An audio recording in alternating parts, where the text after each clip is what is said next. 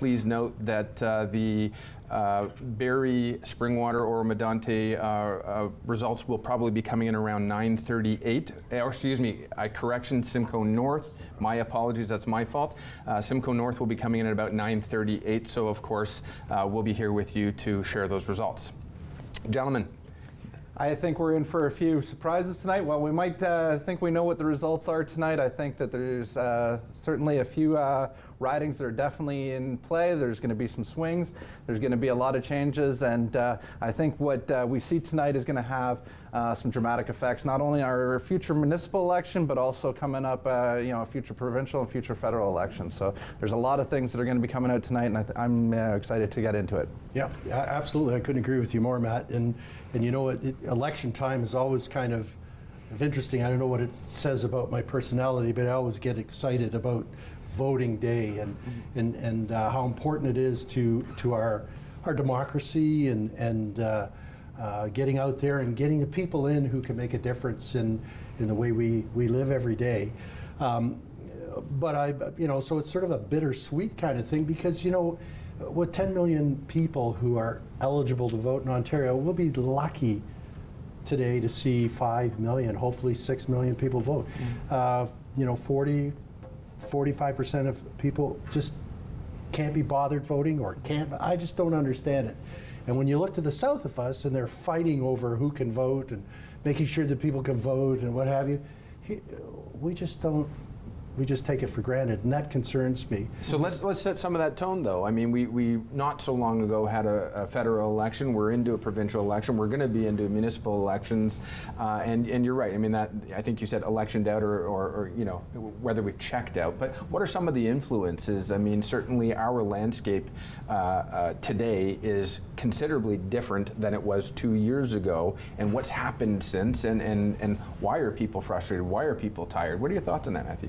I think that apathy that it grows is pretty much boiled down to our voting system. It's, when I talk to people and I go to door, I hear people say, it's a rigged system. Doesn't matter who I vote for, they're all a bunch of crooks. It's like, or you hear the old adage that, I really want to vote for so-and-so, but I really don't want the other guy to win, so I'm going to vote this guy instead. People aren't voting for people they want in. They're voting people out. And when you're constantly frustrated because the person you want to vote out doesn't get voted out, then you just throw your hands up and you say, I'm sick of it. It doesn't make a difference. Exactly. So you think it boils down to it's not laziness, it's just people saying, yeah, you know what, I'm just not going to do it. They think their vote doesn't willful. count. I look at the Australian model, and I think that they've got something there because they get 98% voter turnout in Australia. Well, isn't it illegal not to vote then? It is illegal. You can say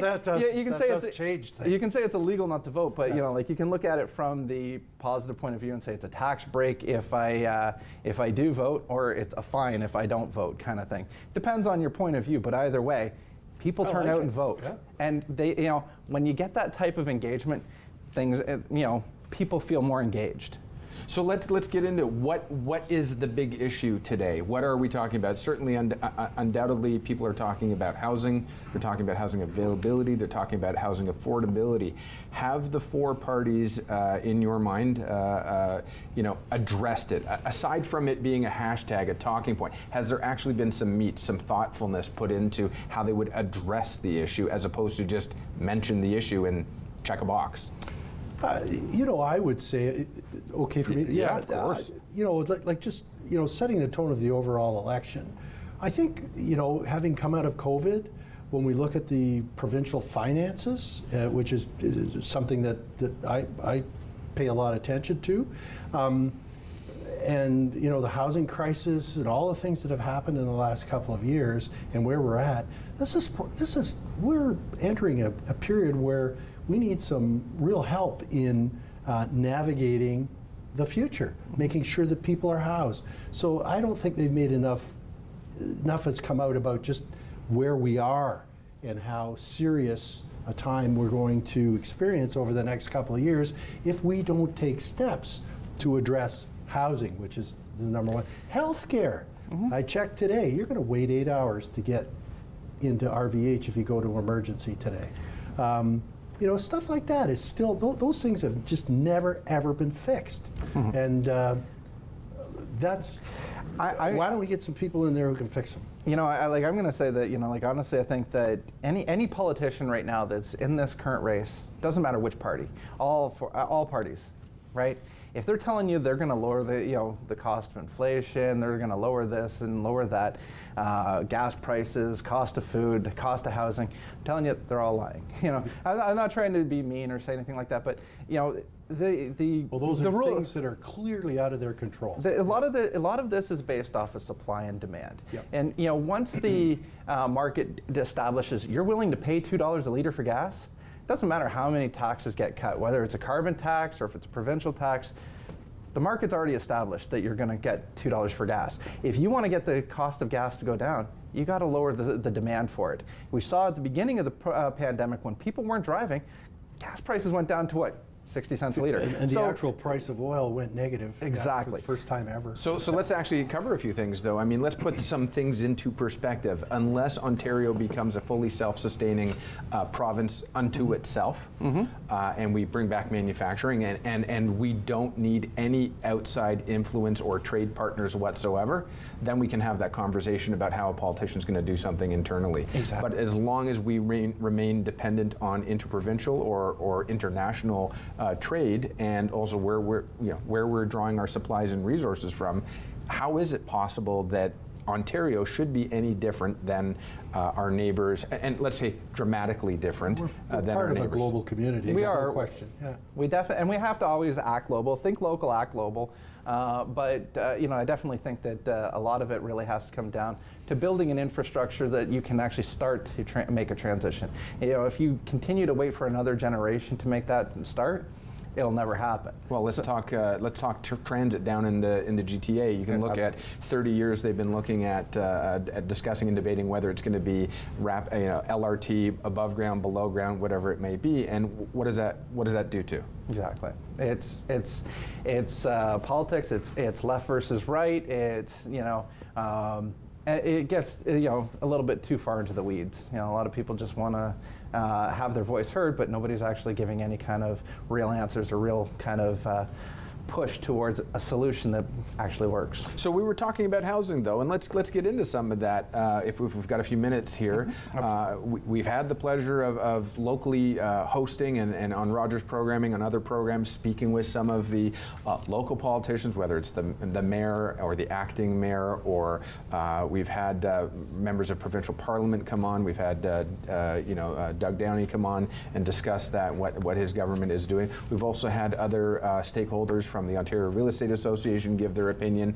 And one of the things that I'm curious about is, do we have either an incumbent government or do we have an incoming government that is going to look internally to make policy and to set policy and to hypothesize on what the right approach is to address what is undeniably the paramount issue facing Ontarians, or are they looking externally to resourced stakeholders, people who are in this industry on a daily basis, from the Ontario Real Estate Association, from the builders, developers community? Who are they actually gathering their data from and working with to develop their plan of attack for the next 4 years? Well, that's a great question. It's a the supply problem. There's a supply problem, obviously, for housing, and you just can't build affordable housing. And the reason you can't build it is because I don't know if you've looked around our community here, a number of condominiums were introduced, sold out, and then not built. And the reason they were not built is because the developer would have gone broke building them based on what they sold them for, because of the costs associated, because they moved up so dramatically. So you have to look at the regulation and how fast and how slow, I should say, it takes. There's a great report done by the Ontario Housing Affordability Task Force that outlines about 55 different, and it all revolves around zoning, regulation, the fact that you can't get a lot of projects built in a reasonable amount of time. Most projects, believe it or not, take 8 to 10 years. Well, God only knows where we'll be in 8 to 10 years. Again, one more time, let's look back 2 years ago and nobody predicted that we would be where we are today. Ron, who's behind the Ontario Housing Task Force? It's a group of people, well known and well. It was commissioned by, I have it here. Anyway, the very global banking, Scotiabank, Scotiabank, but Jake Lawrence, the chair of Housing Affordability Task, he's chief executive officer of global banking in Scotiabank, and a bunch of other people from the community that are very high level and in finance and stuff, and really trying to dig out what the issues are that is restricting the supply of housing. I think that one of the things that we need to start really looking at is that you need to have our federal government, our provincial government, and our municipal governments working in cohesively so that we can actually move the ball forward again. It's when you have a liberal federal government and a provincial conservative government, and you have local municipalities that are split and divided, and everybody comes and with their guns up and says, hey, we got to go and do our it's got to be my way or no way. It leaves little room for compromise. We have to be able to put our guns down and say, hey, let's move this forward. Let's actually let's come up with a consensus idea that we can all live with and all agree to. You know what, I love that point, and I think that there are a number of people who will use that as a speaking point, and it's amazing once we attain power, because the goal is I need to do what it takes to get elected, and then once I'm elected, what am I going to do next, right? And it would be nice to see some collaboration here. I don't know that we've seen that unless there is a major incident that you can't be on the wrong side of. And those are the cases where you see collaboration, where you see unanimous support. But on another side, as you mentioned earlier, Matthew, it's very rare that you see somebody vote to get someone elected versus vote to see somebody get unelected. And therein lies part of the challenge. It's about voting along partisan lines. To score some points. But let's go a little bit deeper into that talk around housing and housing affordability. And Ron, you talked about it. It takes about 8 to 10 years to get a development up and running, or handing the keys over to the end user. But in that time, you've got zoning issues, you've got red tape, you've got development charges, you've got challenges at the what would either be the Ontario Municipal Board or the LPAT, back and forth there. You've got a whole number of issues, aside from the fact that we've got a pandemic which forced businesses to close, people to reconsider their shelter and their housing choices. It offered people an opportunity to say, well, if I'm working remotely, then let's go elsewhere. Let's leave perhaps our rental accommodation down in the GTA, or let's sell because we're over mortgaged and we can buy twice the house for half the price in the outskirts, whether that's anywhere outside of the GTA. So we've got those influences that now force supply and demand that was already tight to be even tighter in these outlying areas. Throw in a pandemic and you've got a resource and cost of goods that are tripling, if not more. How on earth are you going to address, as you said, Ron, housing affordability? Well, a lot of folks will address it themselves. That for the first time since 1965, more people have moved to the east coast of Canada than come the other way. Over 60,000 Ontarians left the province last year for other parts of Canada for housing. So cash in here, maybe buy a place a little bit less, lifestyle choices, that kind of thing. But that's an interesting trend. I wonder if that'll continue. That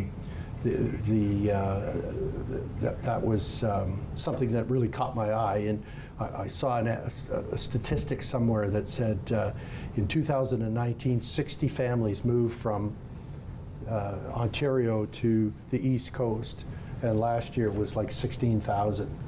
It's a lot. So let's actually So bear one that's thing. one way. People Yeah. will, to your point, will sell and move to a smaller community. But let's bear one thing in mind.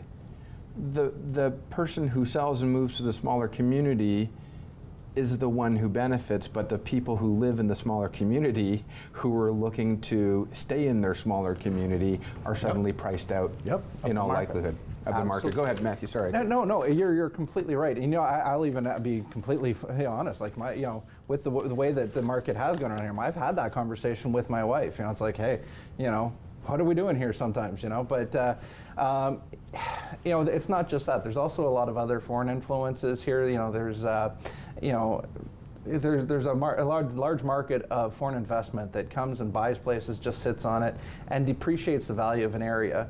And then you have So, how short-term do you- rental market. Like there's a lot of issues that come up with that. So in my world, I have a lot of evidence, firsthand evidence to suggest that what you're saying is absolutely true.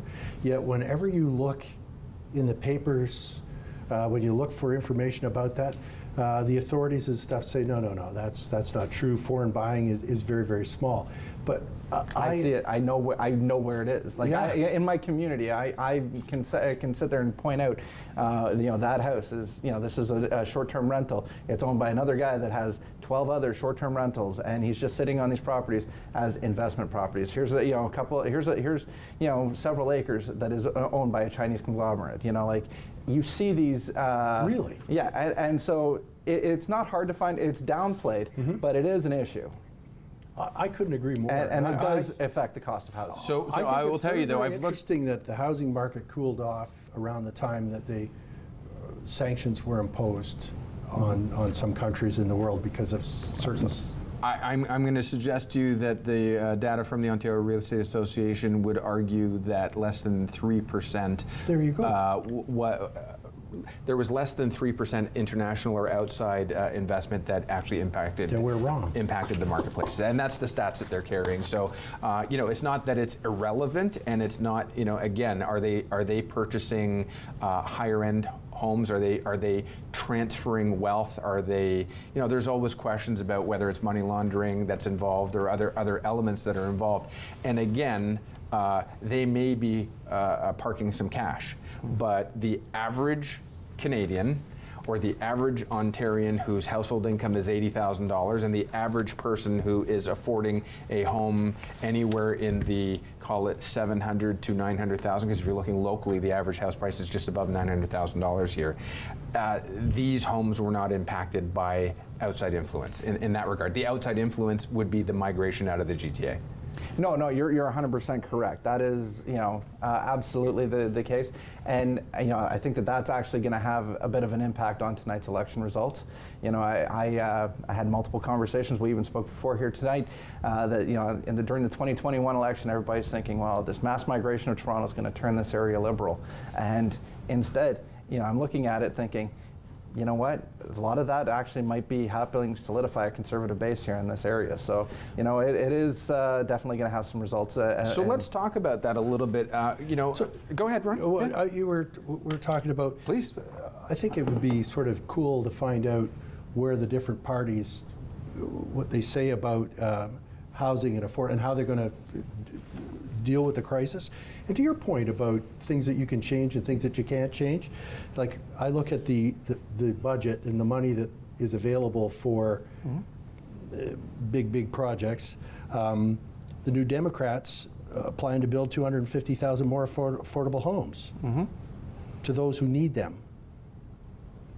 But they don't say how they're going to do that. Never do. Progressive conservatives have said that they're going to propose accelerating approvals and reducing red tape, which is sort of what the task force had suggested. And the Liberals want to give money for, anyway, that with regards to housing, they want to build 1.5 million homes and 130, again, with no, like, how are you going to do it? So where are you going to get the I'd love money? to- How are you going to do it? I'd love to shake it up just a little bit, though, if we might, and let's talk overall, who as premier, let's talk about parties, let's talk about leadership in this regard, and then let's get a little bit more micro and get some local perspective as well. But on who handled the pandemic, or who would have handled the pandemic, which party leader do you think would have raised their hand for the job if they knew that 4 years ago they'd be signing up to carry the province through a pandemic the way this rolled out locally, provincially, nationally, and of course globally? That's a great question. Well, I don't know if anybody would put their hand up and say, hey, maybe they would, but that's definitely a loaded question there in a lot of ways. I don't know if anybody would have necessarily raised their hand to say they want to lead a pandemic. I think there were solutions that could have been better implemented. I think Doug Ford gets a little bit of praise based off of how he handled the pandemic comparatively to, say, maybe Justin Trudeau, or to perhaps, say, Donald Trump. But again, I don't necessarily think that was comparative quite as well to say how it was handled in New Zealand, Australia, Germany. There's some great countries that really did thrive throughout the pandemic, and I think that Doug Ford kind of gets a little bit of a pass that maybe he doesn't necessarily deserve on that. So just to look at some local numbers here, we're predicting Saunderson in Simcoe Grey is going to win. And we're also looking at the former mayor of Barrie, or I don't know if we can call him former yet, but the candidate, Jeff Lehman, as well as the incumbent Doug Downey, are neck and neck right now after 7. We're looking at 7 out of 67 polls. Yeah, so Lehman, does he, let's say, maybe he'll be successful tonight, maybe he won't, but if he's not successful, he can go back as mayor? We've got some coverage, by the way, of Jeff Lehman, candidate of his camp there, and he's in the blue suit in the center of your screen. To answer your question, from his mouth, if you will, he did advise that he would not be seeking re-election. I don't think he's legally bound. He certainly isn't legally bound. If he's successful tonight, well, then we know which way he's going. If he's unsuccessful this evening, it's his to call. Other people have changed their mind, and you make your decision. I think you make your decision with the best information you have at the time that you make that decision. So. In my personal conversations with Jeff over the course of this election, I'm led to believe that he likely will not seek re-election. I think he's got his heart set on serving at a higher level and wanting to help represent. 100%. And you know what? Not only does he have the skill and the ability, I think political ability, I see him as a Liberal Party leader. So that is the question. I'm glad you brought that up. By the way, Carolyn Maroney in New York Simcoe has been declared. And if you look at the bottom of your screen, I think we're looking at majority territory at 63 seats. Yep. 63 seats, excuse me. And but let's get back to that question there, Ron. My opinion, and this is totally unfounded. I don't have any insider knowledge. I'd love to be that guy with the insider knowledge. But what kind of a play would he be making? Whether it's a common talking point or not, if you're a strategist, which by the way, anybody at this level of the game has to have some amount of strategy as part of their approach. Has Del Duca done well?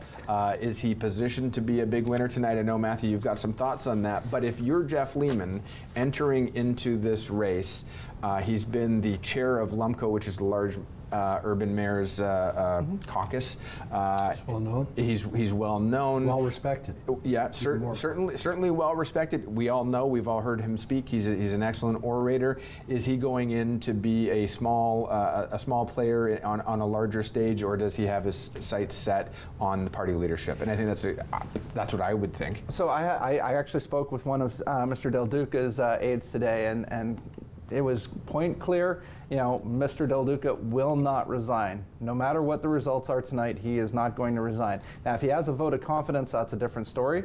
But the general feeling I'm getting when I talk to people within the Liberal caucus is that Del Duca people are generally happy with the way he's acted as leader. And so long as there's any level of increase tonight on the Liberal seat count, that he will likely be kept on as leader for at least one more term. So we look at a party that went from majority territory, 16 years in I think consecutive, if I'm not mistaken, in government, to virtually irrelevance. Absolutely. And then clawing their way back. Mike Schreiner, by the way, has been declared, so he holds the seat as... What about the other? Yeah, I'm Who's looking... the other? Well, who is the other? We've seen a few people who have been dispatched from the party, so we've got a couple... Yeah, we got to find out who the other is. Yeah. Well, we'll see if we can get that information beamed into our brains. It might be Derek Sloan. Yeah, well, and again, let's see how that goes. However, let's have the conversation. Matthew, you have information from people that you spoke to that suggest Del Duca is not going to resign. Now, if you're a party strategist, what are you doing on the night before the election? Are you telling people you want to keep the faith, you want to go in with confidence? Does the story change the next day? What does it look like? I did a lot of research on where the Liberals stood in this election, how things are moving. I think that they're looking this, not necessarily as big wins, big breakthroughs, and a huge championship season. I think this is a rebuilding season. They're looking to rebuild the faith of the party. They're looking to rebuild a whole new direction. They're looking towards the future in 4 years, 8 years. They're not looking to today. But let me ask a tough question, though. Absolutely. We had 16 years of, whether you're talking McGuinty, Wynne, Del Duca. Did I miss anybody? You nailed it. Oh, okay, I think I nailed it. Thank you, I appreciate that. Yeah, not a Rhodes Scholar here, but okay, so we had 16 years of that, and we have had 4 years of the Ford government, and you've had 2 of those years plus in pandemic mode. So I don't know if that gives anybody a pass.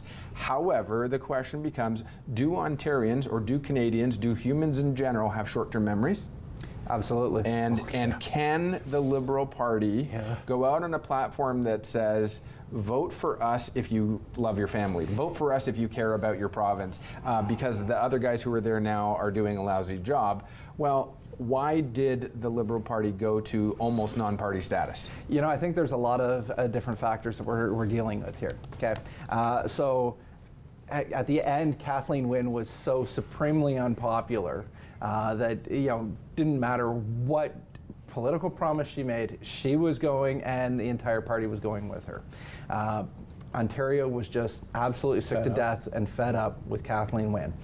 And I think if you actually look at it, we're getting to a point with that with our federal election, our federal government as well. I think that when I talk to people, and you see just an absolute disdain for Justin Trudeau right now. And there's a timely movement that you can make. Dalton McGuinty made a timely movement. He saw his popularity going down. He jumped out. Kathleen Wynne jumped in. They got another 2 terms out of it. Okay, but that didn't happen with Kathleen Wynne. She saw the numbers going down. She didn't jump out, and she didn't have a replacement lined up. So how did Justin Trudeau go from calling a federal election? Everybody was upset for about 15 minutes about $600 million on an election, and the results were virtually identical to the day before, to everybody's ready to see him go? Right now, I think one of the big backlashes right now has been this trucker convoy. Whether you agree or disagree with the trucker convoy, I think a lot of people are very upset with the way that it was handled. How it was handled. It wasn't a matter of God, you'd picking never a side. know that if you were watching the Canadian media.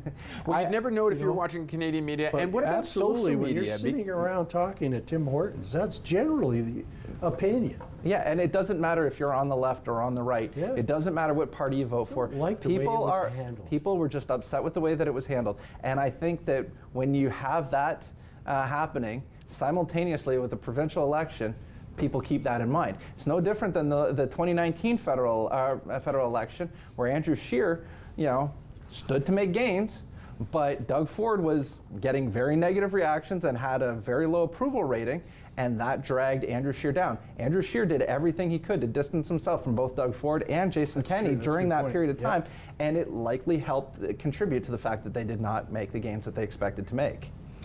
So just as by way of update, we've got Dufferin County MPP and Solicitor General Sylvia Jones, who has successfully retained her seat.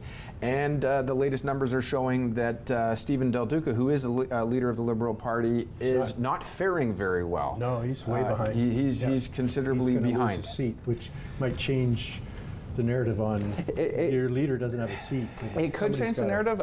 Well, what are some other scenarios where that's happened? Does somebody step down, and is that a by-election forced right away, or is that someone's parachuted in and it makes way for him to take the seat? What do you see happening there? Honestly, I think that from my conversations, they're going to stay the course right now. They don't want to rock the boat too much.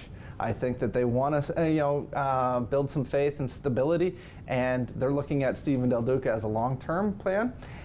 Again, anything can change the results. Sure. If he ends up in losing and getting into third, fourth place. He's got 2 more seats than he did last time. Yeah. And NDP seems to be holding fast.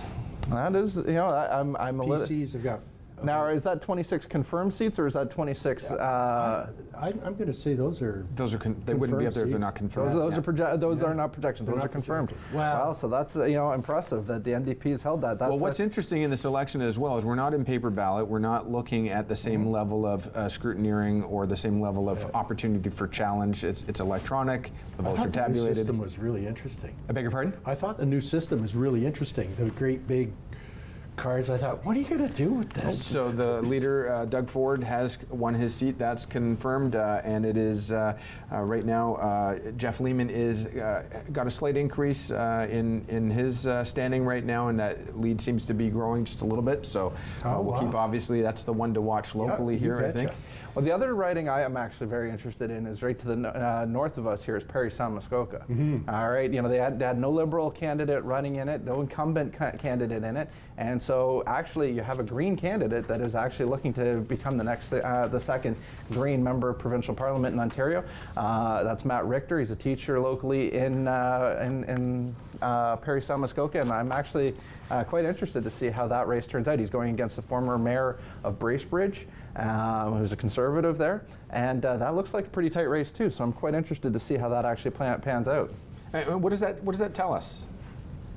I think that actually shows more towards the concept of voter apathy. Like when people are strategically voting, it's like, well, I always vote Liberal. Well, now there's no Liberal to vote for, so all the progressives start to align with a candidate they can actually support, and they actually find a candidate they like. Guelph turned Green, and the approval ratings on Mike Schreiner as the leader in Guelph is very off the chart. He's actually probably the most well-approved member of provincial parliament in all of Queen's Park right now, because people are really happy. He hits that balance right between the center of, I'm not here on the left, I'm not here on the right, I'm here to serve everybody, and I'm not going to vote, a specific party line. I'm going to vote for you, what you want. Now, isn't that actually the Liberals' platform? Is we're going to represent everybody? Isn't that? Again, that's what people say, and try to give people the benefit of the doubt. But in Guelph, it's currently in action, and that's what you see. So, Matthew, you were talking about voter apathy, and actually, you did a little bit of homework, and you've got a question here that we're taking a look at, and it says, if I did not vote, was a party in the 2021 federal election, what would the actual country look like? And we've got a graphic up for our viewers to enjoy, and take us through it. I look at this. This is actually from the 2019 federal election, but the results pretty much come across the exact same in the 2021 federal election. And basically, you can see that it wouldn't matter who they voted for. I think of an episode of The Simpsons where everybody got together and voted for Ralph Wiggum, and you could literally do that. For all the people that just do not bother to show up. In the Northwest Territories, 53% not showing up. Locally, it's actually even a little bit more alarming here in Simcoe North. 45% people do not show up to vote. 44% in York Simcoe, 40% here in Barrie Springwater, Roma Dante, another 42% in Barrie Innisfil. People are these would be overwhelming majority numbers. You could elect anybody you want. And I think that this is an alarming trend. We have to get these people out to vote. We got to find something that would actually make them motivated to actually want to participate in the democracy, so that we have a democracy that represents everybody and not just special interest groups or parties. So, and again, it raises the question, were we at some point ever going to see ranked ballot versus first past the poll? or even proportional representation. Or proportional representation. And you know, I think that this is, you know, the Liberals have pushed forth the idea of rank balloting, and they say that this is where their sticking point is, whereas all the other parties, you know, prefer proportional representation. If you actually look at the 2021 and 2019 federal election results, by proportional representation, you would have had a conservative government. They won the popular vote in both of those elections, and it was simply by the fact of the way that this first past the post run that you ended up with a Liberal government on both sides. I think that proportional representation is the way to go to actually get people to vote for who they want, not for a specific party. So there were some grumblings that provincially, depending on the results, we might see a similar collaboration, there's that word, but it was really a coalition between the Liberals and the NDP in Ontario, as we now see happening federally. And that was something that came out pretty much 2 weeks into this election cycle. And I'll tell you, it made me pose the question to myself, if you're a leader of either the NDP or the Liberals, and you come out with that announcement, what are you telling your base? What are you telling your electorate about your own confidence in your ability to win? True. And you know, I certainly agree, and I think that that is, it certainly sets dangerous precedents. But again, I think that all parties are looking at, specifically the Liberals, again, I think that they're not looking at this as a win year. They weren't looking at this as a win year when this election started. They weren't prepared. I think that it's, you know, rebuilding season. They're just continuously looking to what's going to happen 4 years down the road, 8 years down the road. I don't think there was a huge plan to really do anything but maybe double the vote tonight. Get party status, get their party status back. That's really the goal tonight. So we're coming up on moments away from the delayed results for Simcoe North coming in, and as well, Hamilton Centre MPP and NDP leader Andrea Horvath has retained her seat. She's been declared. And I haven't seen anything yet come across with respect to Barrie, Springwater, or Medonta yet. Neck and neck. Yeah, we haven't seen. But we haven't seen any numbers. And how is Barrie Ennisville doing right now? Well, Andrea Khanjin has been declared. Andrea Khanjin has been declared. And I'm sure we'll be There it is. getting there. some. Yep. Oh, there it is. Yes. But I'm sure we'll be getting some local footage and a producer on scene there anytime. So anyway, so back to your thoughts about a discussion of a coalition. It doesn't look like the numbers are going to be, well, make that possible or even relevant. Here we are, Lehman. Ooh, look at how there close we go. it is. So cheapers. That is a neck and neck That is race. a nail biter. It's 24, but it's where those polls are. Like if the city of Barrie, like that's most of those people that you get outside of Barrie. Yeah. Mm-hmm. I had a conversation right at the beginning of this election with Jeff, and I said the same thing to him. You know, you go back to 1994, the Liberals swept the entire country. Yep. And you know, there was only, I think, 3 or 4 Conservative seats in that election. It was a complete clean sweep. In Barrie, the very popular and super wonderful Janice Laking ran as a federal candidate in that election. She was one of the only Liberals that actually lost. Yes. No matter how popular she was as mayor, She lost Ed Harper. she lost. Yeah, absolutely. And, Yeah, it was a reform and when party. people talked about it afterwards, they said, we didn't want to lose her as mayor. And I said that same thing to Jeff. So, you know, that's why we've had Ann Hogarth here. We've obviously had Eileen Carroll as well. She's no longer with us, unfortunately. But both people who represented very well their electorate. Now, let's Bruce talk. Owen back in the day. Absolutely. I remember Bruce early on, and then it's been NDP. Paul Wessinger was. So it's not a sure thing. No. But let's actually take a look at one more thing, and so we've got a very tight race between Jeff Lehman and Doug Downey, and why is it so tight? So here's a question I have for you, gentlemen. Doug Downey, Attorney General. Did he do such a fine job as Attorney General, and does his electorate, the people locally who he know, do they know that? Or do they know he was even the Attorney General? Are people who are paying attention locally, and I don't want to get into sort of splitting hairs, but clearly he is the Attorney General, a very high-profile position, and is his challenge that he's facing right now because of the amount of time, energy, and attention that he spent to being the Attorney General, and did something suffer, if you will, with the relationship with the local electorate? I can't speak to that. I'm not. Why is it so neck familiar, and but neck? I think a lot of it has to do with the fact that Jeff Lehman is a popular mayor. I mean, he really is. I agree with that. I think that a lot of this is going to have to come down to the fact that Jeff is just an absolutely wonderful guy that people really like. He won the last mayoral campaign by what, 98%? It was 96%, but yeah. It was off the charts. You know, like, he is a very People want to see him in politics. I'm like that. I want to see him in politics. He's done an exemplary job as mayor. It's so.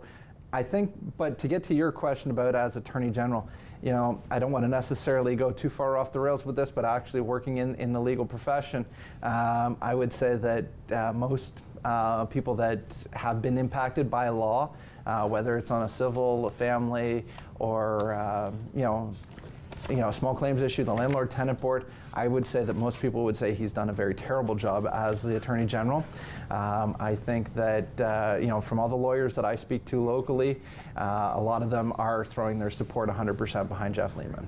Okay, so that's an interesting conversation because I don't hear the same thing, and then I don't know, what circles are we listening? And again, I asked a question offline before we came on. Is that a Law Society of Upper Canada position, or is that a local, the people I speak to position? Again, raise your hand if you wanted the job of Attorney General going into a pandemic, where now all of a sudden you have zero access in the court system. You have under law and order or criminal, you have ranking and priority of matters that are criminal in nature versus a misdemeanor in nature. You've got Family Act issues. You've got challenges with proximity and social distancing between prisoner transport from the jails to the court system. You've got all sorts of things, and raise your hand if you want that job. I think the people I speak to think he's done a fantastic job. So we're in a disagreement about that. Essentially bringing technology, taking a system that wasn't modernized in 50 years, basically, and in a matter of months, But there's a lot of holes in that technology system. I just actually was on a case not too long ago where there was a failure in the system where information was conducted in one spot, failed to get to the other spot, and in that interim, because that failure happened, there was a major incident that nearly cost somebody their life.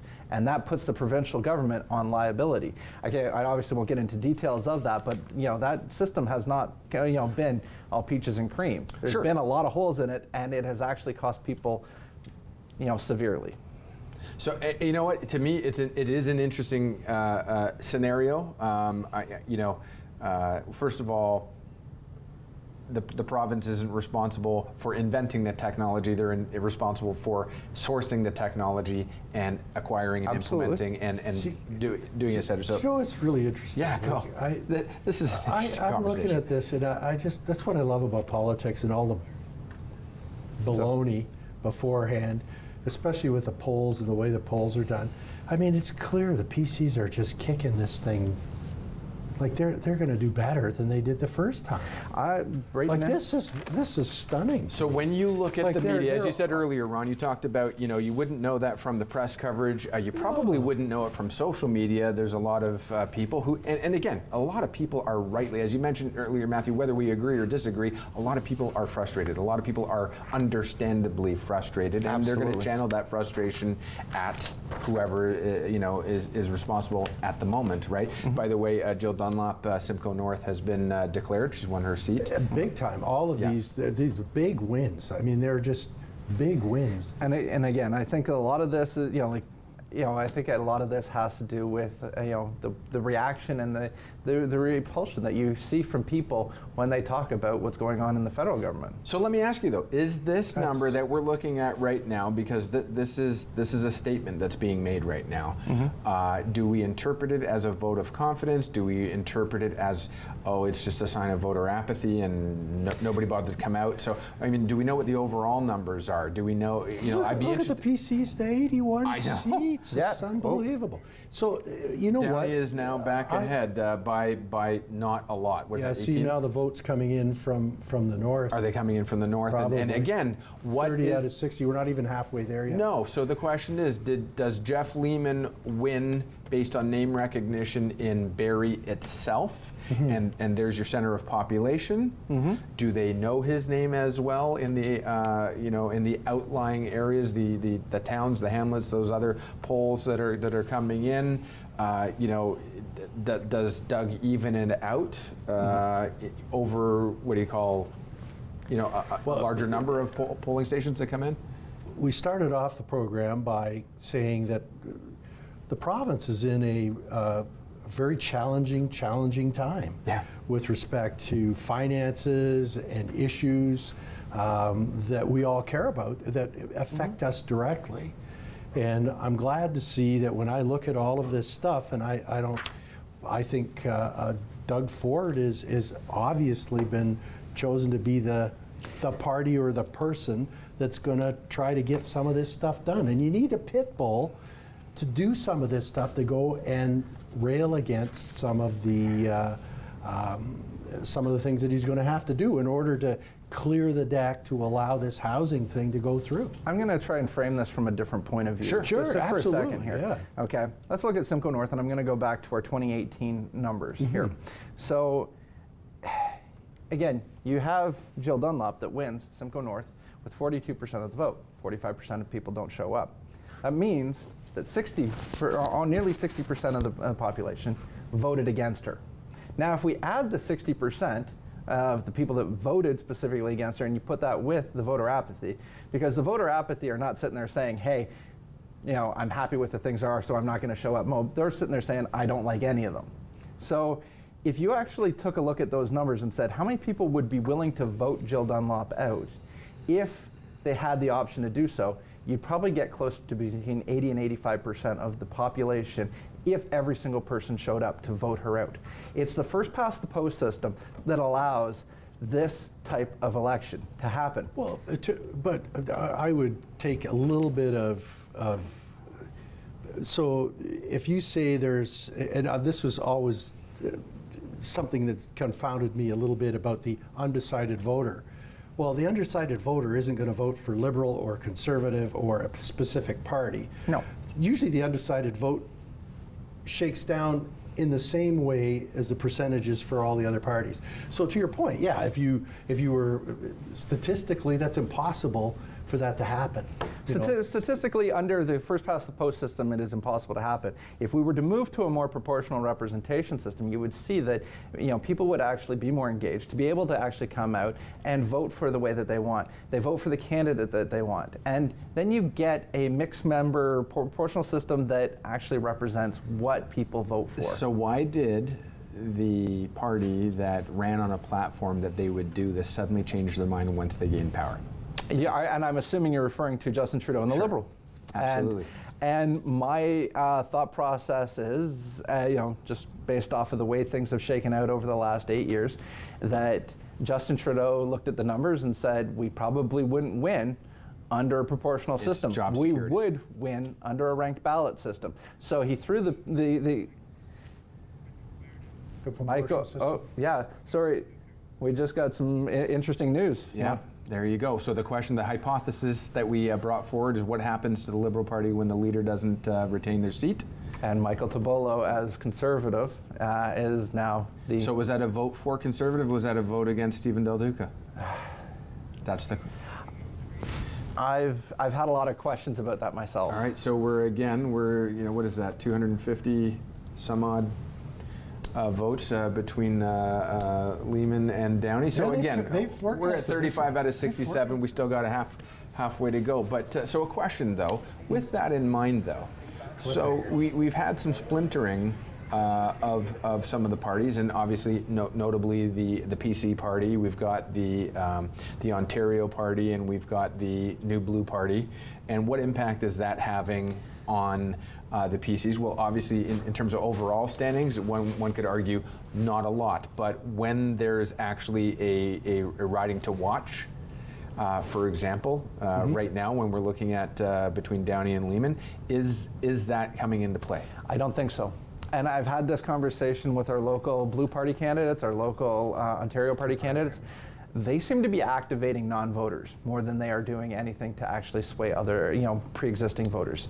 I think that, the numbers are showing low. Like here, you have the other party here, 263 votes. It's not a lot. You're not activating a large enough chunk to make a huge difference, but it seems to me that they're really activating new voters more. So then let me take that question one further. And Ron, by the way, don't hesitate, jump on in. But if you don't want me to jump. No, I I'm do. kidding, I absolutely do. Because No, go ahead. So, what I'm interested in, though, Matthew, as you said just a minute ago or a couple minutes ago, this is a rebuilding year for the Liberals. It sounds to me, it smacks of the Leafs, by the way, and Leafs have been rebuilding since what, '67 or whatever. You're probably right. But is this something similar for the New Blue and the Ontario Party? They may not have expected to win today, but did they expect to start activating that undecided vote or the traditional non-voter? Has that person found a home, and does that gain any traction in 4 years from now? I think to a certain extent it does. I don't necessarily want to get into the minutiae of the policies of either party, but Ontario Party did run as on a slate in 2018. They ran, I think, something like 16 candidates across the province, and very little impact. Nobody knew that they even existed. Here now, they have a full slate. They're running in every riding, and people know who they are. That's going to make a difference. It might take 20 years, it might take 30 years, but look at where the Green Party started 30 years ago, and and now again you have them now declared as a fourth major party. We have now currently one Green member of provincial parliament. I know you'd like that's one. But compared to where they were 20 years ago, you have to have a seat. Zero. So you have to have a seat, right? And they may get a second one today. Is that what we were? I think is that gone? Declared? No, not yet. No. But it hasn't declared. But it's still in play, right? No. Yeah. So again, and I'm glad you brought up the Green Party, because again, is the Green Party a vote for the Green Party, or is it a vote that says, listen, I'm otherwise undecided and I need a place to park my vote, and I'm not thrilled with the.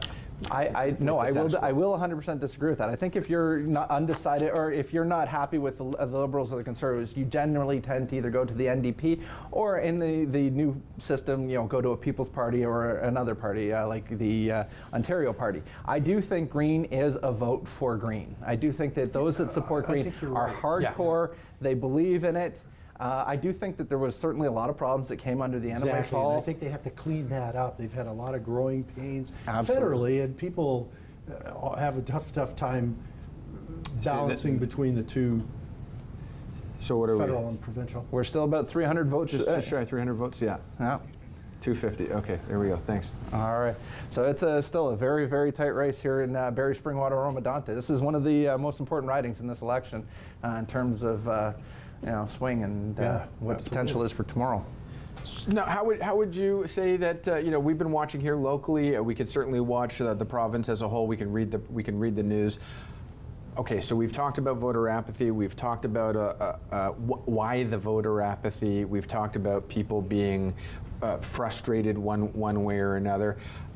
How would you suggest that you read the people? The politics can bring out the best in people. It can certainly bring out the worst in people. How would you judge this campaign? How was it run? Was it the mudslinging? Was it? I'd actually say fair. I would say that this was actually a very fair election. I don't think there was as much mudslinging as I've certainly seen locally or on macro. Both. Okay. I think that I would say I'd give kudos to all four parties that they've generally tried to keep this civil. I think that everybody knew which lane they were in, where they wanted to go with everything. There's certainly a little bit of that, going back and forth. I was watching the leaders debate the other night, and you could see them bickering back and forth in that, but it really hasn't been a very controversial election. It's certainly not like some of the federal elections of recent memory. So I think that it's not really playing a factor. I think that what's really deciding this election is people are just voting with the way that they want to vote. So there's plus. Yeah. People feel pretty good about the fact that their house is worth $1 million, and those are the people that vote. Absolutely. Swear to God. No, you're right. The little guys living in an apartment where I had a bunch of. the people that are counting these votes, that's... Yeah, Ron, I'm Thanks for going to making challenge that. People feel great about the house that's worth $1 million today. However, stay tuned for what comes next if we start to see some of this softening, if we see the pressures of inflation, if we see the pressures of the Bank of Canada rate, and the house is on 5% down on a purchase, no longer worth what the mortgage is on it. And again, that's a short-term play. You only win or lose if you sell. However, what is that person who bought a house over asking by 10, 15, 20% thinking right now, now that we've seen the economic tide turn? My next door But neighbor, that's not a government issue. that That's simple? just foolishness. You know, like on Don't have to behalf convince of me, people. but it is a But reality. It's foolishness. Like, and now it's all starting to unwind. And people, I heard a story the other day that they said, oh, people are now, because the market has turned, they've become disenchanted. They're buyer's remorse. I'm thinking, what are you doing? Are you? We've still You got looking for a place to live? Values or are still you- over what they were a year ago today. They have gone down, but they are over, Yeah. and they will recover. As I say, my you next gotta door have a place to live. Yeah, my next door neighbor did buy the house right next to me at a very high inflated rate, and he is looking at and he's talking to me now. He's like, oh man, but at the end of the day, it's still an investment, and as long as he's there for 10, 20, 30 years, If it's they like, can hang on and they don't sell, they'll see it. they'll see it back. Absolutely. So a question that I have now for you both But is, if anybody's been listening to anything that Yeah. we've been saying, the biggest issue, and one of the biggest issues in this election is a shortage of housing. Oh, for My sure. guess is this is not something that's going to be corrected by the next election. No, This is I agree. something that's going to take 10 years, maybe longer, Longer. to solve. These are problems that are a long-term systemic issues. until the relationship between the province and municipalities gets figures out how the approval process for new development, is run. Sorry, what are we looking at here? Almost Comparison 100 to votes. It's Yeah. yeah. Just a little over 100. We'll come back. But until that relationship gets Yep. figured out, we're not addressing anything. We've got immigration of 400,000 to 500,000 people per year. We've got and migration. a third of them will end up in Ontario. That's Exactly. the way it shakes down. Yeah, when we talked about this, what was it, about an hour ago now, we talked about the influence of migration, the influence of, yes, there are corporations who are saying we're going to force the return to work. We've got other people doing the great resignation, so I would argue that there is no housing market. Again, I'm pretty standard on that response. There are localized housing markets and there are localized economies. There are industry sets of What do you mean by effect. that, localized? Localized housing markets? Yeah. Absolutely. Well, the GTA is very different than Barrie, right? Barrie and Simcoe County and surrounding area is influenced not only by the cost of goods and supplies. So explain to me then, Yeah, sure. and these are some of the things that, so in my own, again, I say my own world, I know firsthand of at least of 4 different people that I know that listed their homes, got bully offers from people who never even looked at the house. And these offers were, one was listed for $850 and the guy got $1.1 million in an hour. That's not the first-time home buyer. No, it's not. No, it's the definitely first-time home Like, buyer's come not buying at on, the like, moment. and No. that's like, The first-time who's- home buyer might be buying in Regina. They might be buying in PEI. They might be buying in New Brunswick. you know, Something when, like when that. stuff like that happens in the market, you got to back off, because that is people who have access to large pools of capital that are leveraging the daylights out of the, and just plowing Well, money that's into the market. remember this. Excuse me for stretching a little bit. 2 years ago, the average home price in Barrie was about $450,000, maybe Right. $500,000. Yep. 2 years later, today it was $990,000. It might be down to around $950,000, $925,000 right now.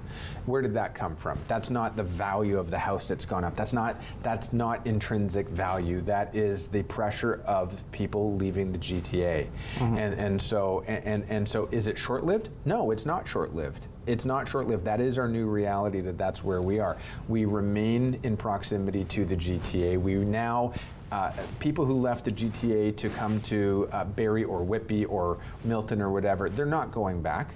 They left their job, they got the new gig economy, they started their own business, or they retained their job and they're dialing in, they're remoting in, excuse me, nobody's dialing in anymore. They're remoting in. We have access to mass transit, all of these elements that shifted in the last 2 years, they're not temporary. Right, we will see a little bit of a gravitation back. We will see people maybe go back and check out Toronto one more time, but also the new immigration that's coming in. As you said, 30–40% of that's going to come to Toronto. I want to go back to what you said here. You said that these issues are not going to get fixed by the next federal election, or sorry, the next provincial election. Yeah, and you're right. We're still going to be talking about housing in 4 years. We're still going to be talking about the economy in 4 years. We're still going to be talking about gas prices. But I'm going to tell you, I think what's going to come in the next provincial election, I think one of the big hot button issues is going to be healthcare. I think that our healthcare system is truly on the verge of collapse. Bill 124 is a poison pill that the Ford government put in that basically said that nurses and healthcare workers can't negotiate. Okay?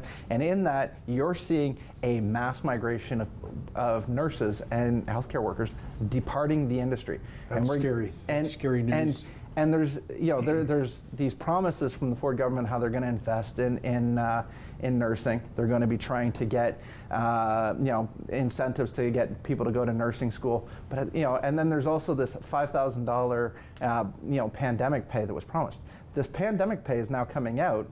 That it's actually being split up into two versions. You're getting two payments of $2,500, and they're getting taxed heavily. So at the end, after working this pandemic and getting this, you get people are walking away with it less than $2,800. And maybe I shouldn't be saying things like, but you know what? You got to look after yourself, because when you looked at the pandemic numbers and all the money that was spent during the pandemic by the government, and you look at some of the seniors, they got a $500 check, and some folks got CERB, and maybe they get $10,000 or $15,000 or $20,000. But at the end of the day, I want to see the accounting of where the money went, because most of the people that I know, they got nothing. So money's got to get paid back. For starters, money's got to get paid back. Secondly, we also have artificial wealth being created, or artificial security being created. Now that the payments are drying up or have dried up, what is the reality? I mean, we have people, first of all, the money was issued, theoretically going to be issued to people who met a certain criteria. Then much like what George Bush did when he did the big cash injection, he said, we'll figure out the accounting later. They did that here. They said, no, you just apply for it, you'll get it automatically, and we'll talk about it later on. So people have survived, if you will, or thrived on a false sense of security. Getting back to your point, how that's healthy is really the economy? Important about so our health. There are only 3 healthcare systems in the world that are like ours. We share the same healthcare system with 2 other countries, North Korea and Cuba. I rest my case. I think the Canadian healthcare system needs a lot of examination. There are a lot of things that can be done, I don't know. I'm not happy about hearing that people can't negotiate and are.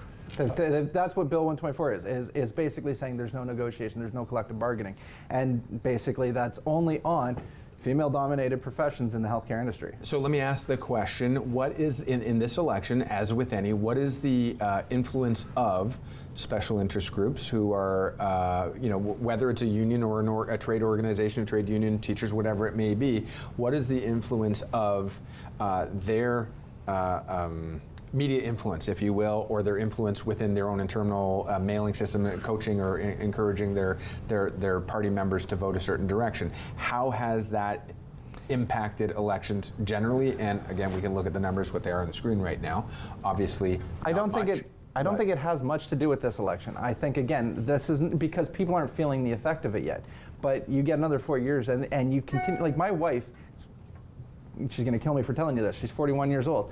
And she's one of the most. I'll help her. And say, I know a person. She's one of, and at 41, she's one of the most senior nurses in her hospital for not only age and experience. Because anybody that's older is just walking away, saying, "Oh, nothing new." Sorry. Yeah, anybody older is just sitting there saying, walking away. Say, I've worked long enough. I don't need to deal with this anymore. Younger people are not getting into the profession, so she's getting triple the workload because it's just too much. Let's go a little bit wider. If that collapses, people will start to feel the effect, and that will be a major influence. So there's been a lot of anxiety and frustration expressed within the healthcare profession, whether it's doctors, whether it's burnout, nurses, PSWs, all of the participants. Part of it, again, due to COVID. So again, we can go. So here's one. Let me throw this. Okay, I'm sorry, I didn't mean to interrupt. No, that's okay. We're very close here right now. Again, I know some people who went to the United States to get their knees and hips done because they can. Yeah. And they can't wait here. You're told now 1 year. Okay, so I'm going to 1 year for a specialist. I'm going to go in. I'm going to go in on that conversation, if you will. If you have the money, so if you're spending that kind of money down in Arizona or wherever the hell you're going to have the knee done, why wouldn't you do it here? So you've got one group of people who are saying that the latest government has taken money out of education, they've taken money out of healthcare, et cetera, et cetera. You've got that same party that says we've invested in healthcare, we've invested in education. You got to do your own homework to figure out who's telling what truth. But my question to you is this. We have a report that came out after SARS, what was that, 2004, 5, somewhere in 2002. there. Was it 2002? Okay, so 2003, sorry. 2003. So we had a report that came out after that pretty much got shelved right away. We have that same government that shelved it for a period of, and call it 16 years. I'm not going to do the math right now in my head. What was the significance of the SARS report came in with a bunch of recommendations on how we overhaul the healthcare system. You're talking about we need a strong look at it.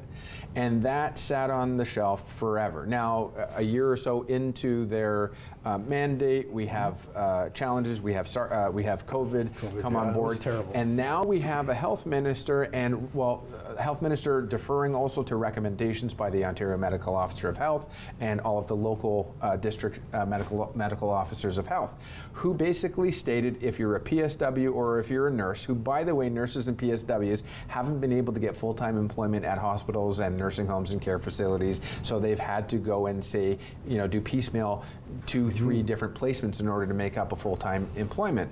COVID protocols state you've got to pick which location you're going to work at.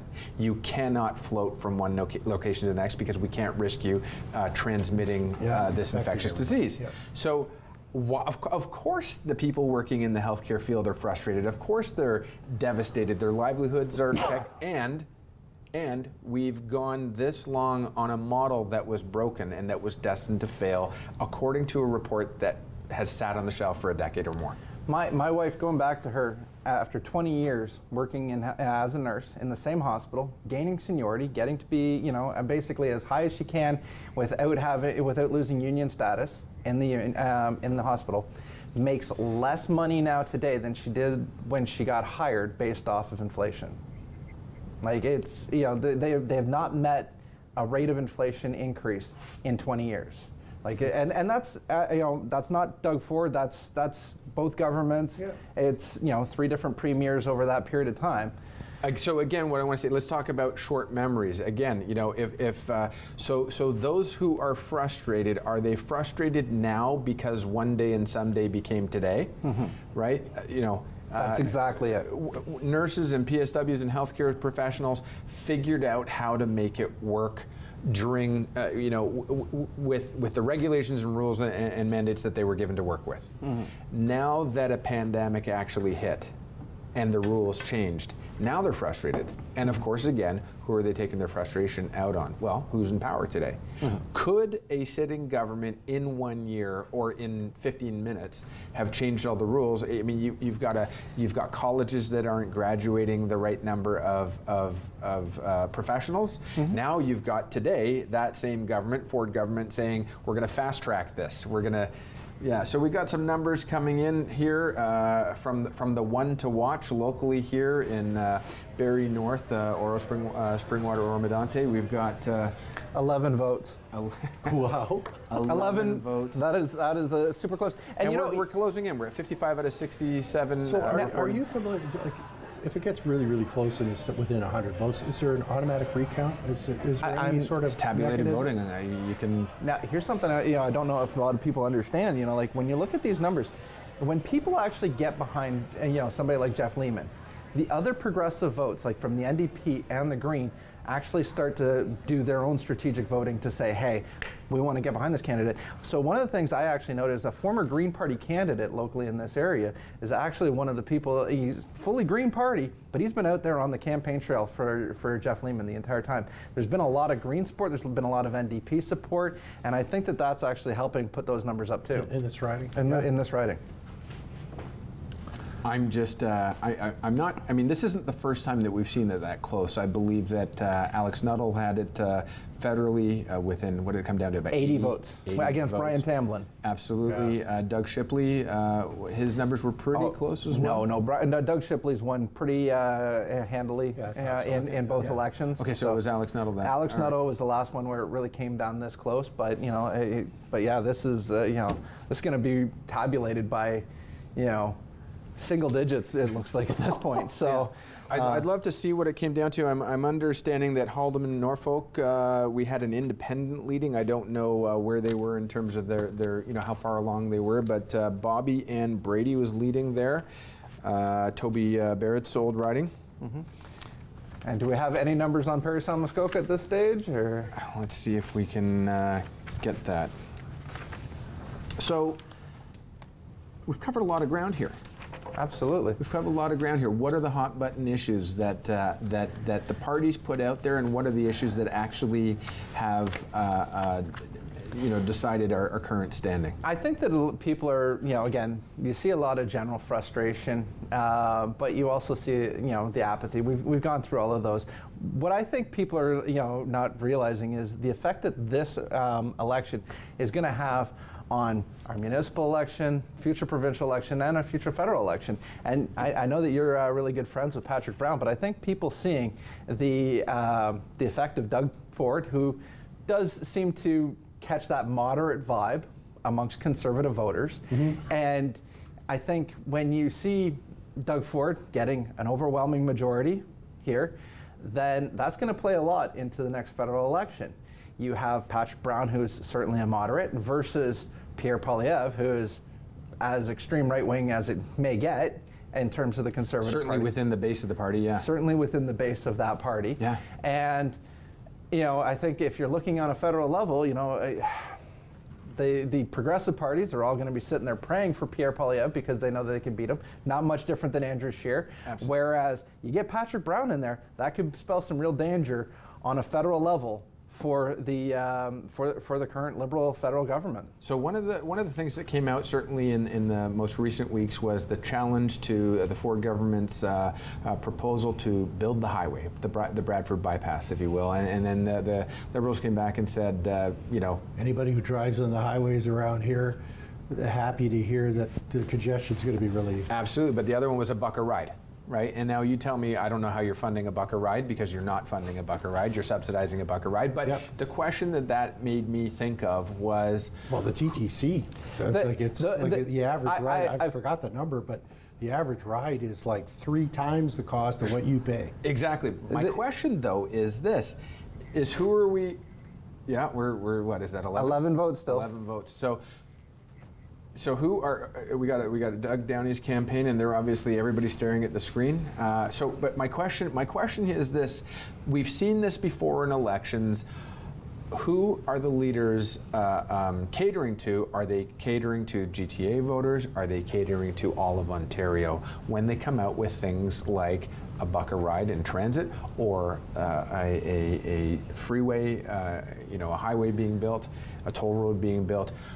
How do you break that down in your mind? Who's actually, who's picking up the tab for what, and who's it serving? I think a lot of that is just throwing mud against the wall and see what sticks. I've had conversations about the buck a ride with people within the Liberal Party, and they're just saying it's just a play off the buck of beer.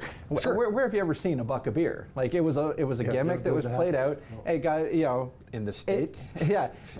Las Vegas is the last time I paid a buck of beer. PBR? I don't know. Yeah, exactly.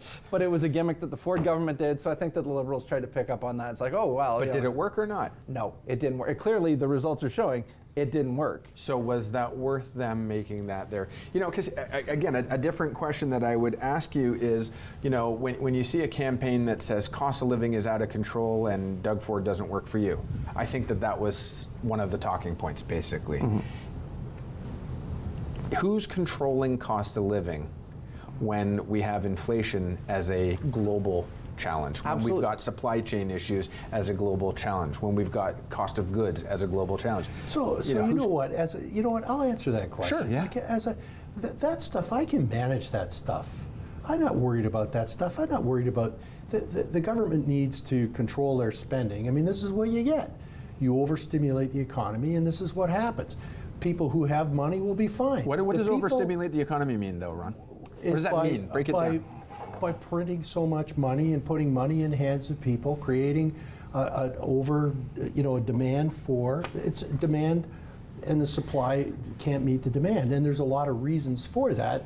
Some people have talked about supply chain, what have you. So maybe a little bit, we caught ourselves in a situation. That'll all get rectified over time. But at the end of the day, I don't want to have to line up at the airport for 3 frickin' hours to get on a plane. I don't want to have to sit on an airplane for an hour and a half. And yet when federally, I go we to just get saw a passport, I expect to get a passport.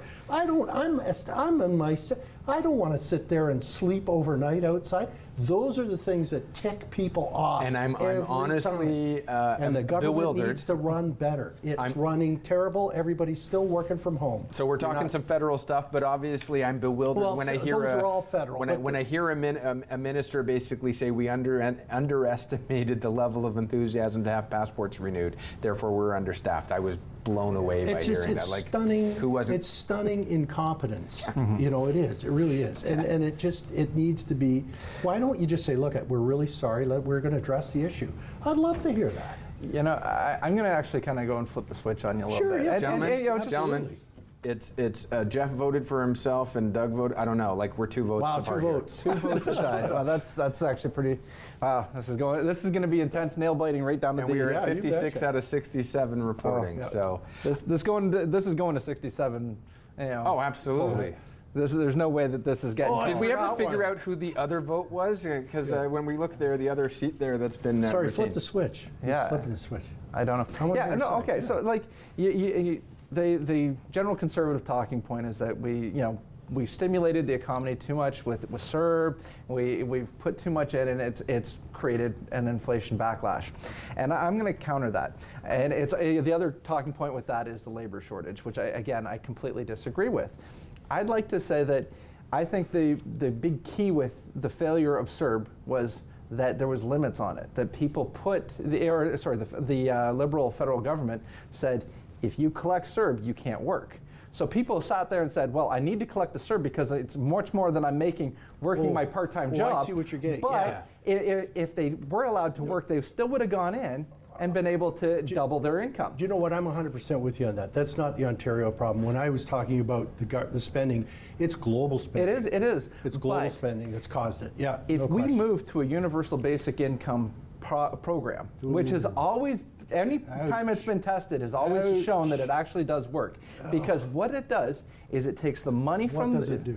It cycles the money through. When you have money at the top, you're a billionaire, what do? You put your money in offshore accounts, you put it in stocks and bonds, you sit on it.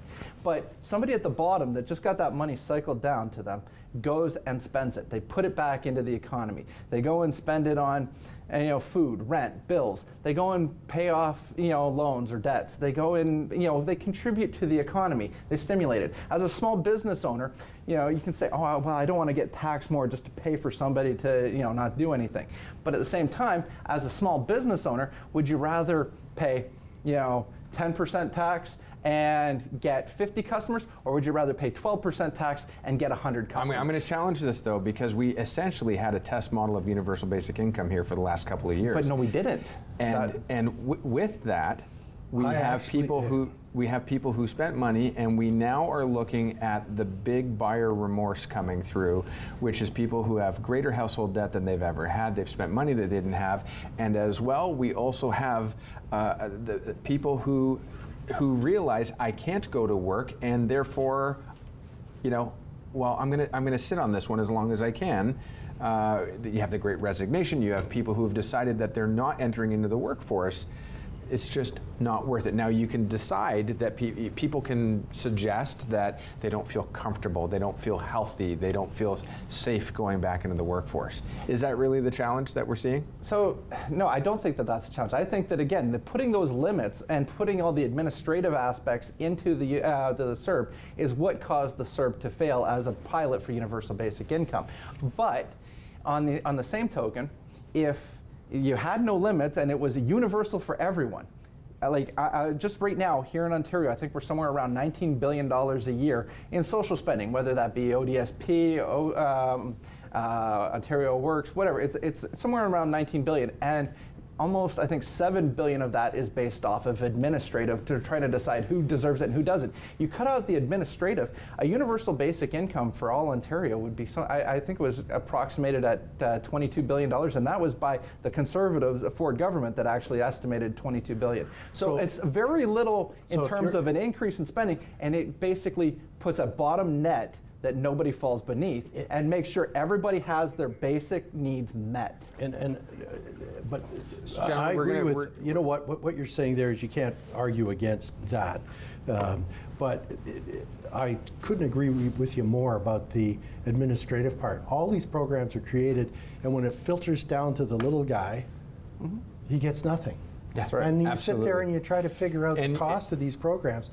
I know that it doesn't matter, but I don't want to go into that, but it never gets down to the little guy. long the before government's not going to help you. before here's universal an extra basic $500 today in today's world. What's an extra $500? And long gonna do? before universal basic income, we have other pension or disability, ODSP, that type of thing, and where the recipient is penalized.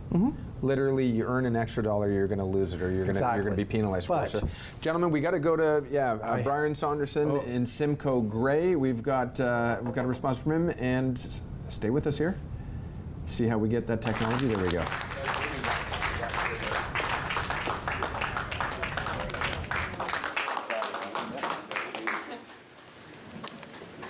Wow.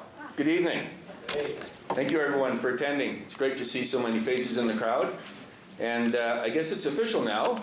The residents of Simcoe Gray prefer a Ford over a Chrysler.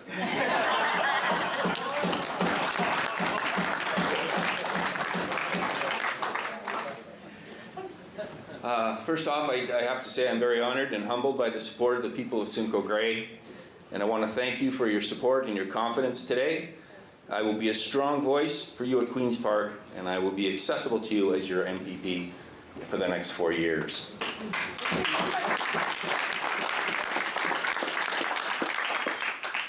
Elections are hard work. In fact, they're very hard work, and I want to acknowledge and congratulate my fellow candidates in Simcoe Gray for their commitment to our democratic process.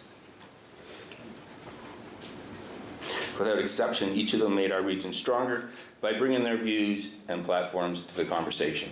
So congratulations to each of them.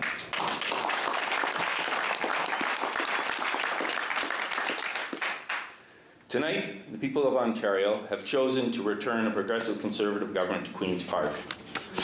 They chose a government with a plan to rebuild Ontario's economy by creating green, sustainable jobs across the province and in the north. A plan to build critical infrastructure and making significant investments in healthcare, long-term care, schools, and highways. And a plan to work for the workers, making significant investments in our labor force, creating innovative apprenticeship programs, working with universities and colleges on concurrent degree programs, and training new PSWs, nurses, physicians, to meet the growing demands across our province. And we know we are growing quickly.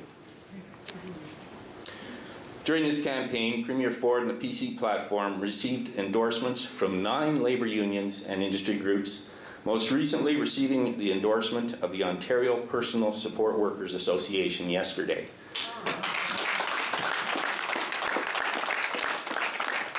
And that is very telling. That was a group that others would have you believe were at war with this government, and that's not the case. Tonight, the people of Simcoe Gray in Ontario have chosen a progressive Conservative government that cares about Ontarians, cares about jobs, cares about affordability, cares about health care, long-term care, and cares about education. This is a progressive Conservative government that is going to take action, work with stakeholder groups and private sector to address the issues that are of concern to you and get things done. I want to acknowledge and recognize the incredible work of Jim Wilson over the last 32 years. He has done an exceptional job as our MPP, serving in 5 ministerial portfolios and as interim leader of the PC party. I know I have big shoes to fill, and I can tell you as I knocked on doors, and I knocked on thousands of them across the riding over the last 6 weeks, from Agila to Essa, from Thornbury to Thornton, and many of them told me stories about what Jim had done for them over those 32 years and how he'd accomplished things in our riding. So I have big shoes to fill, and my commitment to you is to meet that challenge.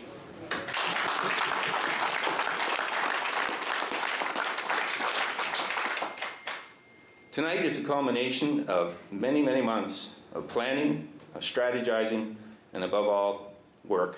And from my days in sport, I learned there are really two essential types of work, and it's very basic. There's teamwork and there's hard work. And I have a team behind me that did an incredible amount of both over the last number of months, going back at least 8 months, and then to the nomination process before that. And I really owe them a huge debt of gratitude. And I want to thank every one of them in the room, and I will get to that as I go on, but I have to acknowledge that raising a politician takes a village. And so I want to thank all of you for your work in getting me here. It's been a long process and a rewarding process, and I'm looking forward to the future. And so that's Brian Saunderson, who replaces Jim Wilson in his former riding, and yeah, I mean, very, very successful win there, very commanding, if you will, win there. And he's also, you have some history on him. Well, he was the former mayor of Collingwood, from what I understand, and you know, say what you will, like Collingwood's one of the most beautiful cities in our area, like 100%. In Simcoe County. Yep. It's absolutely breathtaking to go through Simcoe County. I've always thought it was a very progressive city. So, you know, if he's the mayor and responsible for that. So. Yeah. So, go ahead. What do you think about the results here? You know, when you compare, the PCs are up 5 seats from last time, NDP down 11. So far, yeah. And Libs are up 2.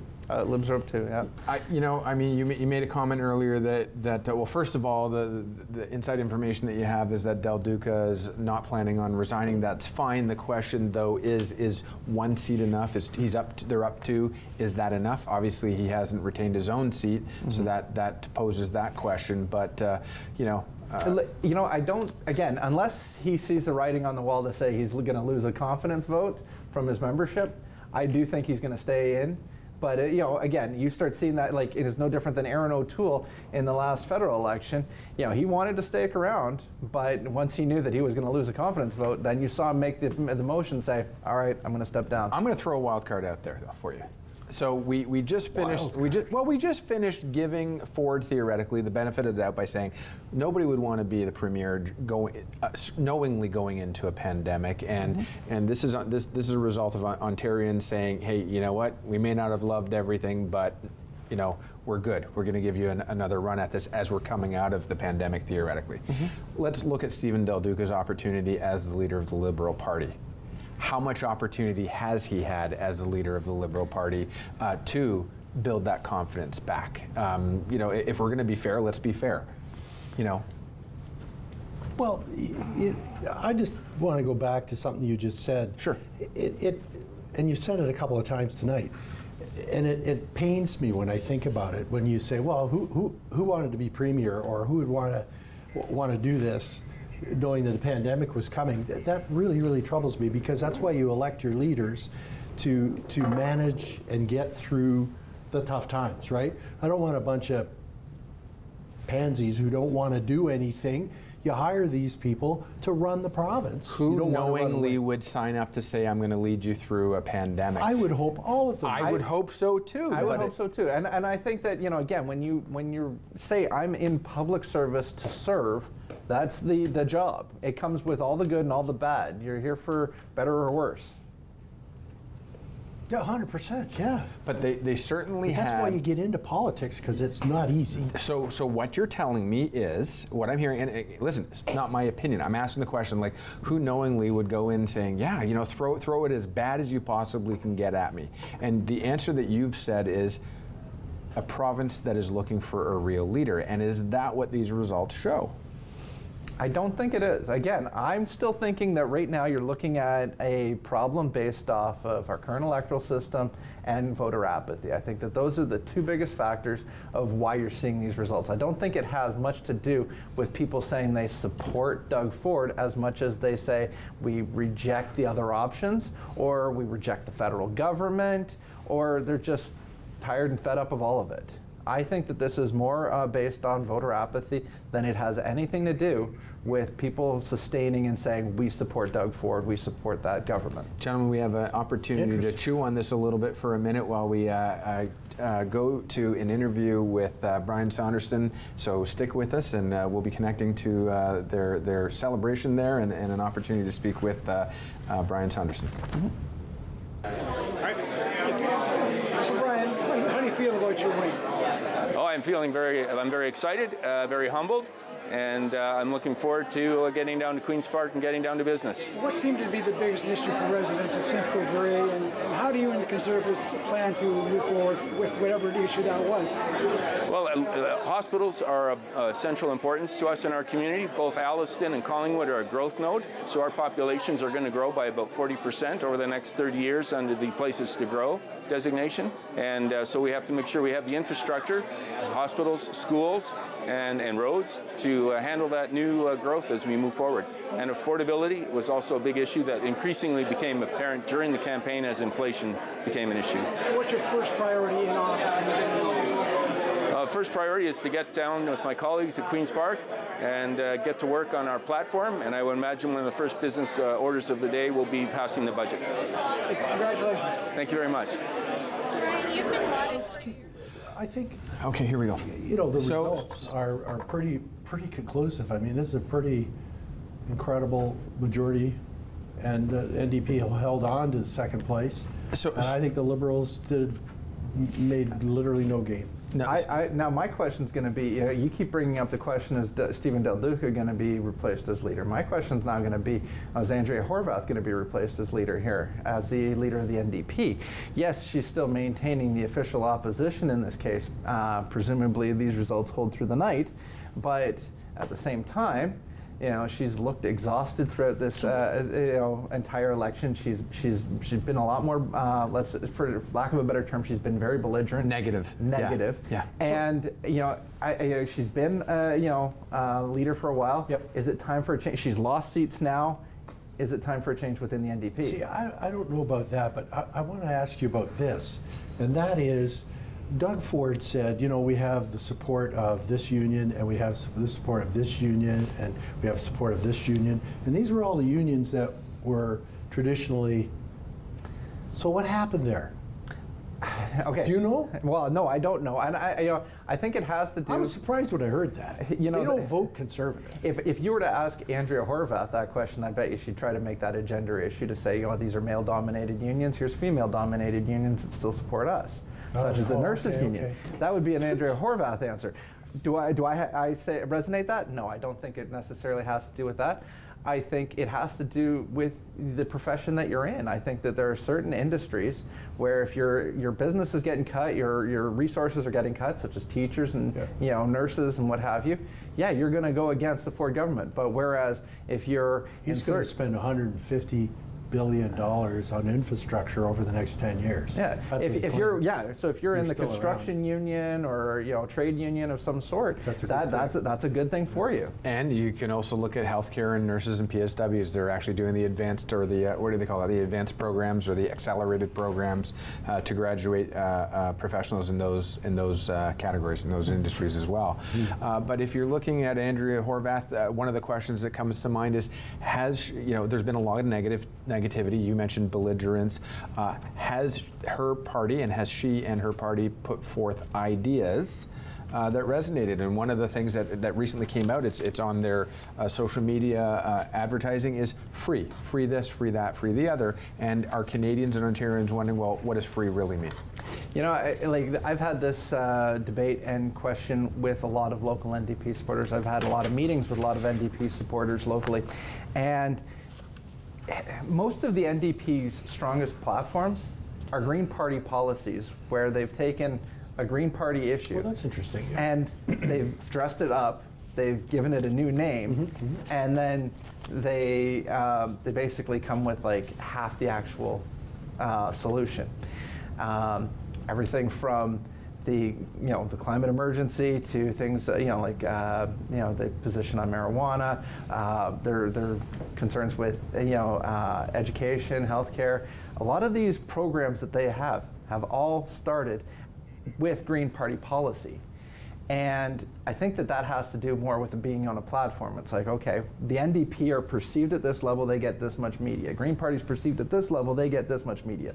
So even though a Green Party platform might have had this 10 years before an NDP platform, the NDP has a much higher voice, so when they bring it, it sounds like a new platform, new concept.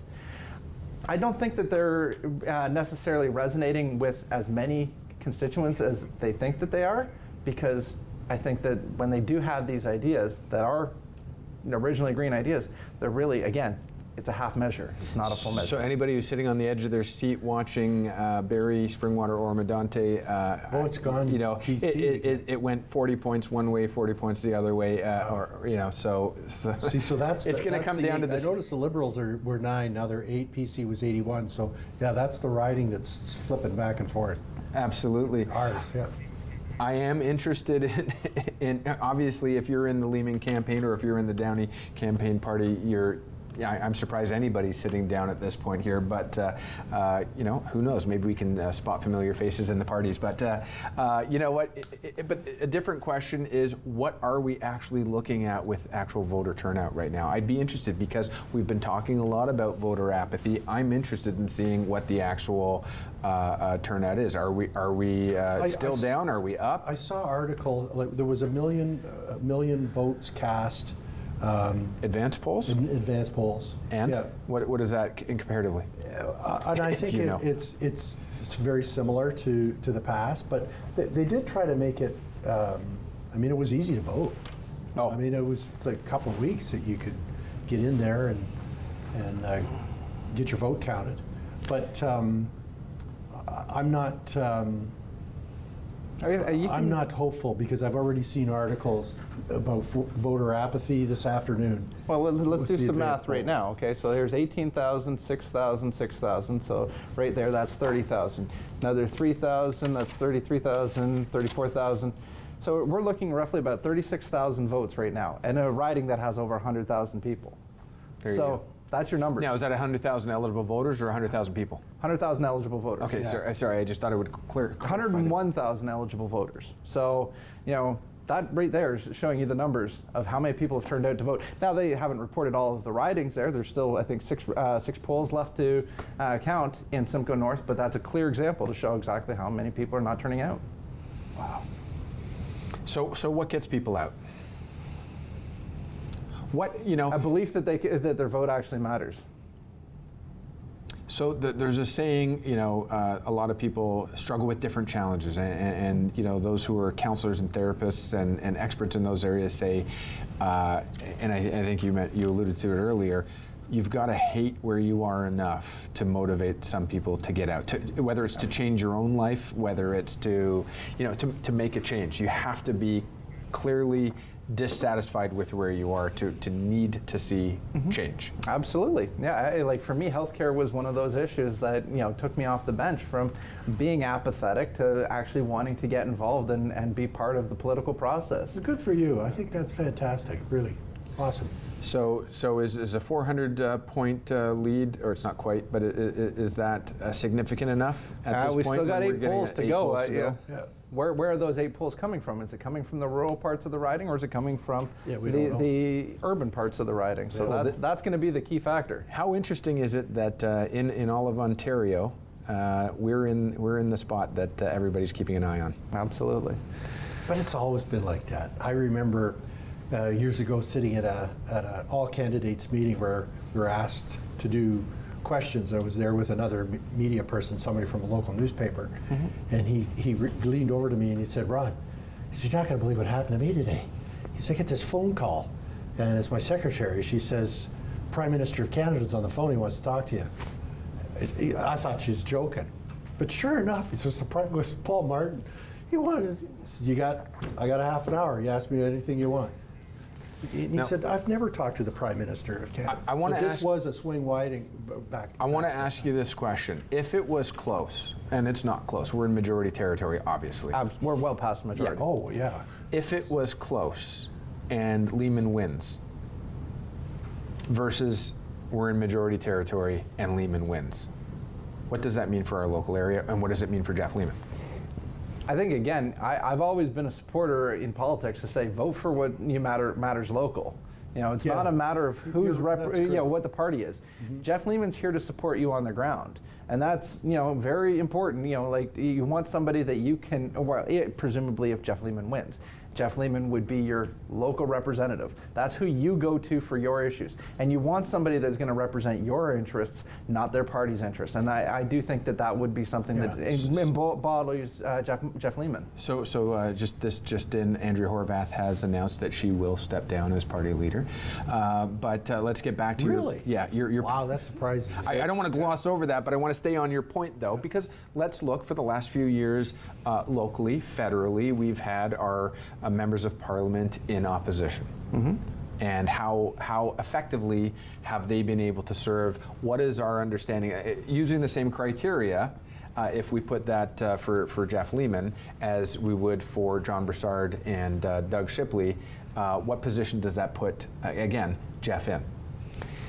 I think that it's not much different than how much effect can Mike Schreiner have in Guelph, being a single sole Green member of provincial parliament representing a constituency and fighting an uphill battle. By the way, exceptionally popular. Exceptionally popular. Because when you represent your local constituency and you put their needs ahead of your party, you get that popular vote back. Oh boy, you just opened up a can there, because that's been one of the things that I think has been on the minds of voters, and that is voting the party line versus voting your, I don't want to say your conscience, but voting independently as my representative, or are you, once you tell me what you told me at the door, what are you actually going to do once you're in office? I live in Simcoe North. And for years we've had Bruce Stanton as our member of parliament. Recently we've had have Adam Chambers as our member of parliament. Young 30-something-year-old lawyer that I've had a few interactions with Adam. Wonderful guy. This is a guy that goes out and he's actually making steps to interact with everybody in the riding, and goes out of his way to make sure he represents everybody. Bruce Stanton, 25 years as a member of parliament, same thing. You always felt like didn't matter what his party vote was. When you had that conversation with him, he was there and engaged. Garfield Dunlop, years as our member of provincial parliament. Him at the House of Commons when he was the Speaker. Absolutely, or Deputy Speaker. Deputy Speaker, But, yeah. Garfield Dunlop, years and years as a member of provincial parliament, you could always get him on the street corner, talk to him about anything. Jill Dunlop, as our member of provincial parliament over the last 4 years, is absent. She's never there. The only time you ever see her in the riding is for a photo op, unless she's with her core supporters. She doesn't make public appearances. She doesn't make unplanned speeches. What's her portfolio? She's the Minister of Colleges and Universities and Education, and you go to both the university and college in Aurelia, and they'll say, "We've never seen her." Stop. They don't know. They don't even know that she exists. There was a debate, run by the students of the local university. No showed it. So let's talk debates, shall we? Because that came up certainly locally, but I believe it actually made it more on the as a talking point with the leaders of the parties.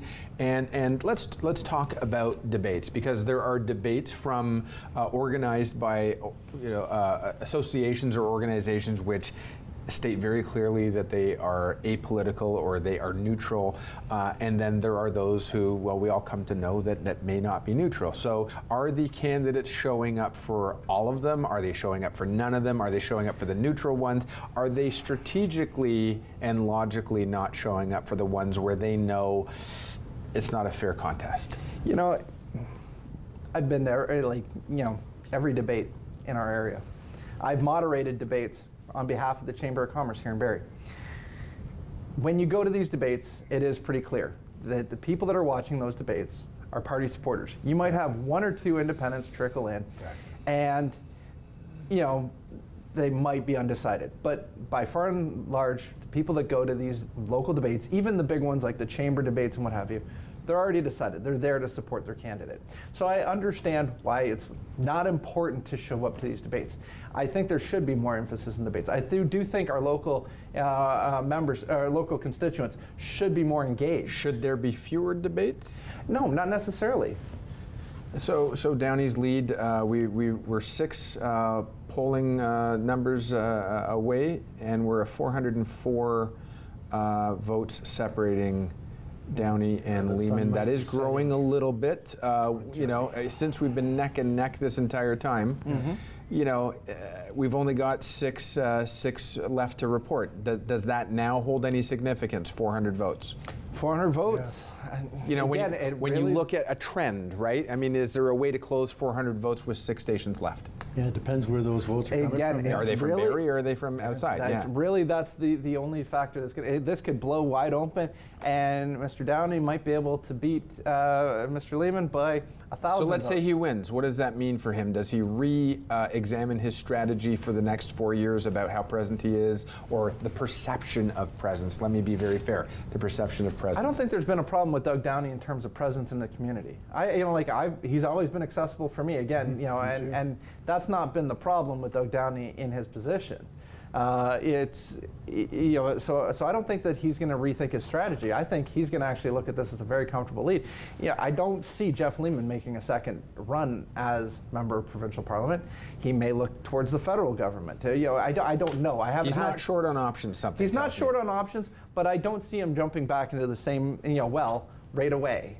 So was this a good move for him, Jeff, to decide, I've done my 12 years, I think it was, am I wrong, 12? I think it was 12 years, yeah. Might even be longer, actually. But also he's like, you know, like something like 16 on council. 12 years as mayor and 4 years as a councillor, so 16 years locally. Smart move. I mean, he's certainly got profile, bound to be scooped up by whether it's, you know, anybody would love to have him. He certainly is well connected, well known, as you mentioned, well respected. He's not short on options. You know, in 4 years he could be sitting here at this desk with us. You know, he might be sitting at the desk at, you know, at CBC. You know, or he might be working in Queen's Park. We don't know. But you're right. There's just no limit on the options. I've just got a huge smile on your face when you say that. Yeah, you know, he might be commentating. He might be a pundit. He might be hired as a strategist, Consultant. Consultant. Exactly. Absolutely. And you know what? Who knows how the next 4 years might unfold? He may end up throwing a bid in for the leadership of the party. There is really no limit on options. Yeah, that's my guess. Interesting times for sure. So as this, you know, I don't know how far we are. We're 6 polling stations away. I don't know if we have any other opportunities for interview or anything like that, but I'm sure we'll hear about that. But you know, so let's go back to Doug Ford for a second. Obviously, we know he's going to be around for a bit. What does he say to Ontarians tonight? What does he say to Ontarians tomorrow? Is he back to work first thing tomorrow morning? Is COVID over? We've still got restrictions at a federal level through June, at least for the most part. Does he say we did it? Does he say we were successful, we won, our strategy worked?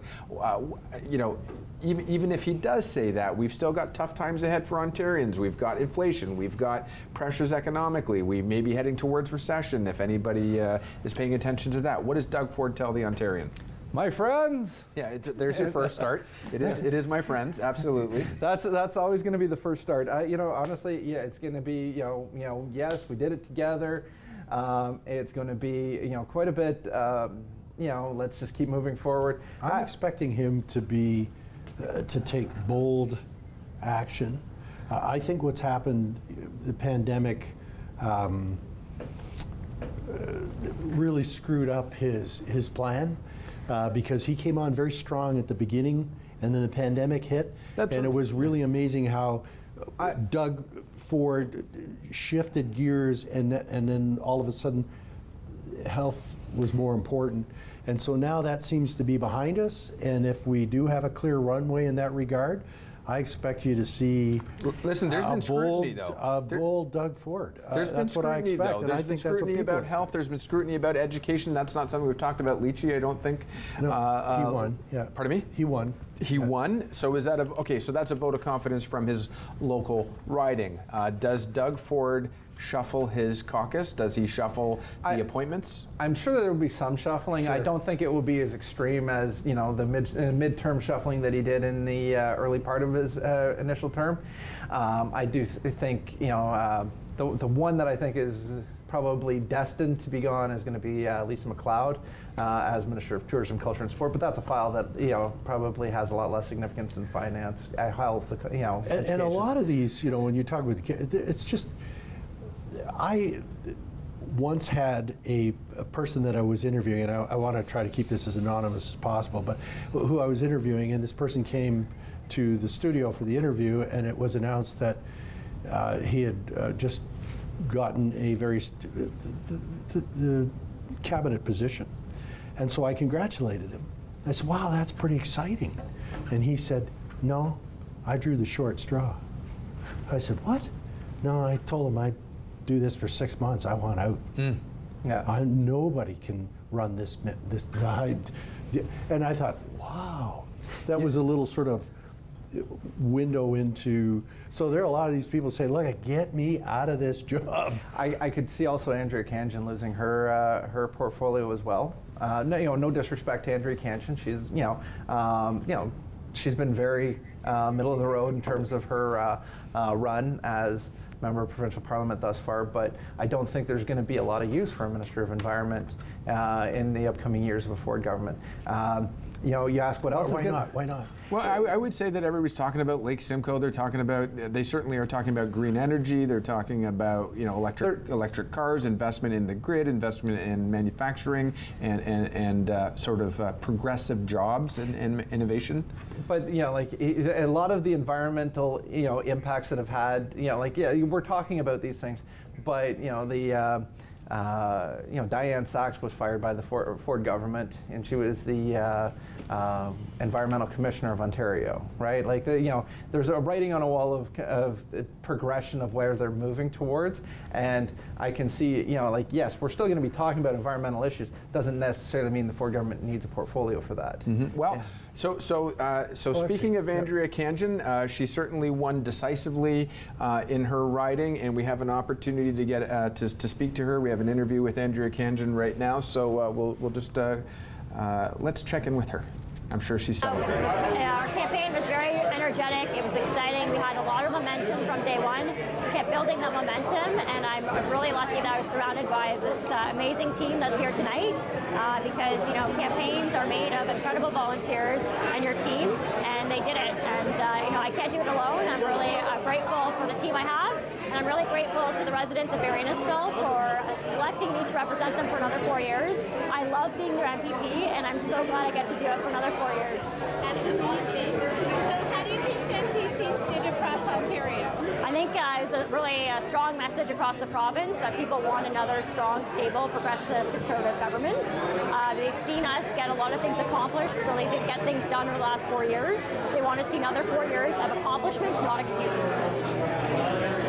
So what are we going to see in the next 4 years? Yeah, next 4 years, we're going to see us building up the province when it comes to attainable housing. There's a lot of people that want to be able to, get into a new home, raise their kids, be able to do what their mom and dad did, and they just can't. It's out of reach. So, our housing strategy is a really key component to why I think a lot of people selected us. We were really serious about the cost of living. So we said, we're going to tackle gas prices, and come July 1st, lower gas prices by 5 more cents a liter, which, everyone talked about at the door, because in summer, people want to get out, things are open, they want to take their kids to camp, they want to be able to just to commute. We're very high, we have a lot of people commuting in our city and in our town, in the town of Innisfil, so you want to be able to have an affordable commute. So all of that taken together is, people who want to see lower prices at the pumps, and this is a government that's getting that done. Sorry. So how did you... I know you're a first-time mom. I'm a mom too. It's so much work. You pulled off a great first term as an MVP. How are you going to balance that? Look, I have an incredible husband. I have an incredible family. I think anyone who's been as a career woman or anyone who's a woman who has kids, it takes a village, and I'm very lucky I've got the supports I have. And frankly, I think we should be setting those examples for future young leaders who are in school today, and those little girls who want to be Prime Minister or the next MPP for Barrie Innisfil, to show them that it can be done, and anything is possible. Amazing. So it's an impressive mandate, majority government. What do you hope the Ford government will accomplish for this?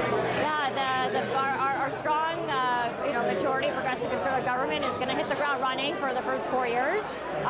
Come July 1st, we're lowering gas taxes.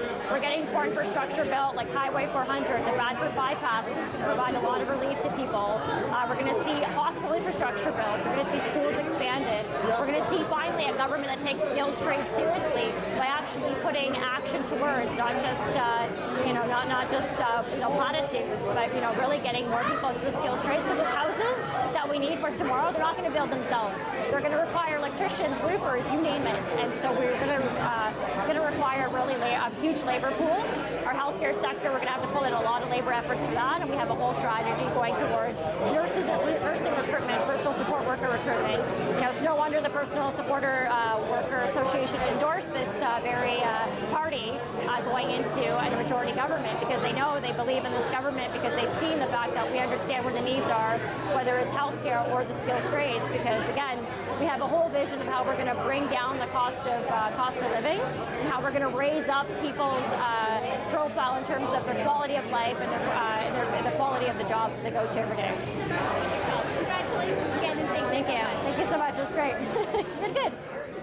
And so we just heard from Andrea Khanjin, very successful. I think if you took the aggregate of all of her opponents, they still didn't quite make the cut to unseat her.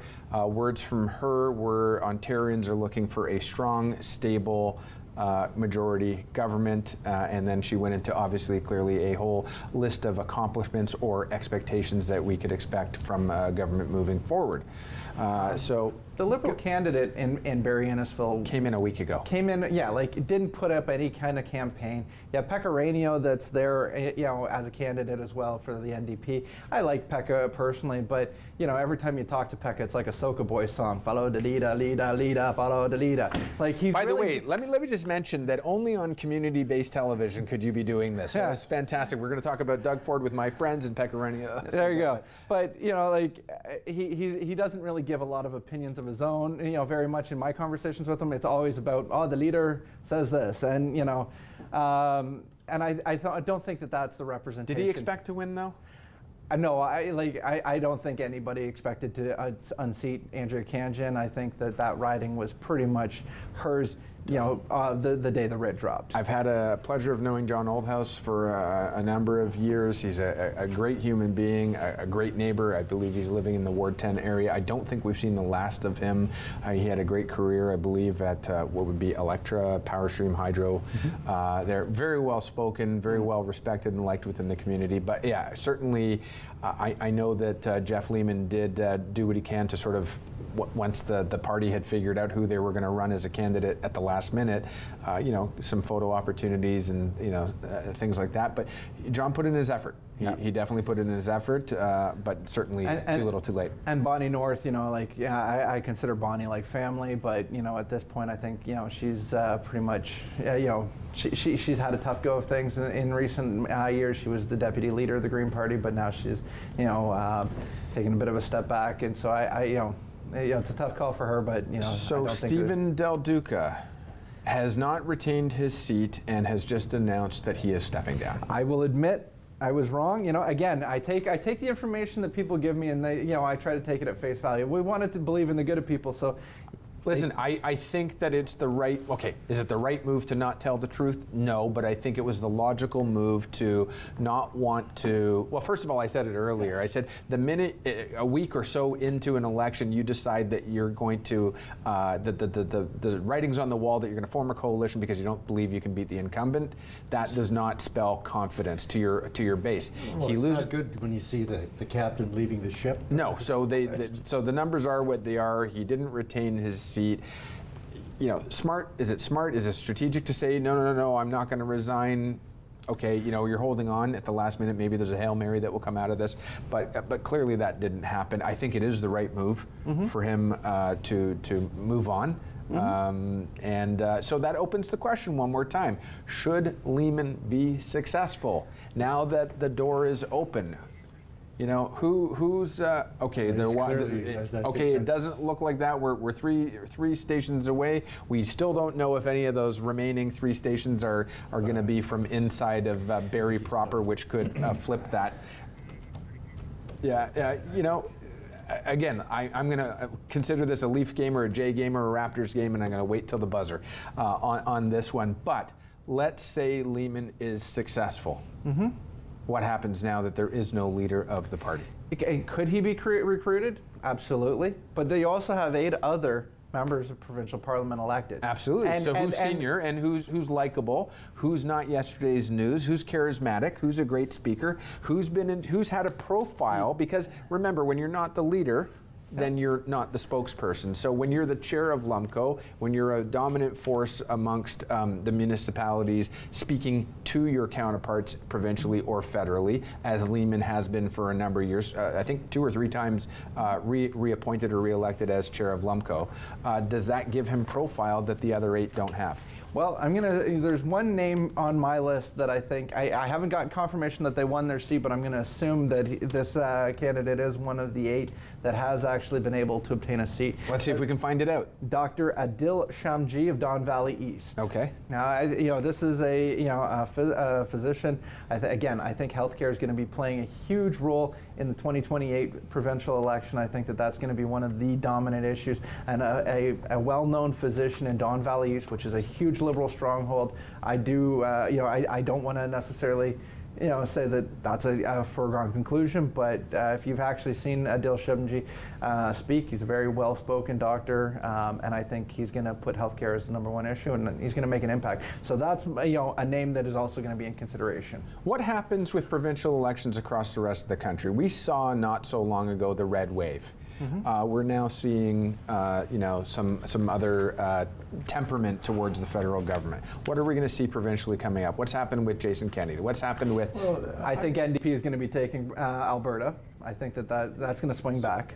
What I learned years ago in political science, that the way the Canadian landscape shapes up is you have whatever the federal government is, the provinces tend to go, it's not 100%, but they tend to go to try to balance things out a little bit. I was going to try and sound smart and say that, but there you go. Yeah, but it's true. You look at it, even Doug Johns, who I've talked to a lot, says that there's a real tendency for that to happen. People feel a little more comfortable knowing that another kind of checks and balances on our system. Yeah, I think, I think wherever you have a federal Liberal government, you have conservative provincial governments. You have provincial Liberals, you have federal conservative, and I do think things, do balance themselves. So there's a sentiment, though, that Doug Ford actually worked very well, if you will, or hand in hand with the Trudeau government. Is that a smart move as a provincial leader? Is that that false? Is that inaccurate? I think it's really important because Trudeau's support Toronto is really, really important. Like, he's got to be seen to be working on behalf of Canadians in Ontario as well as Quebec and the rest of the country. Let's just check in West are a little annoyed with Let's him. check in real quickly with one other successful candidate who retained her seat, and that's Jill Dunlop. We've got an interview with her. Jill Dunlop, she won significantly with about 20,000 votes. Anyway, go ahead. Let's see what she has to say.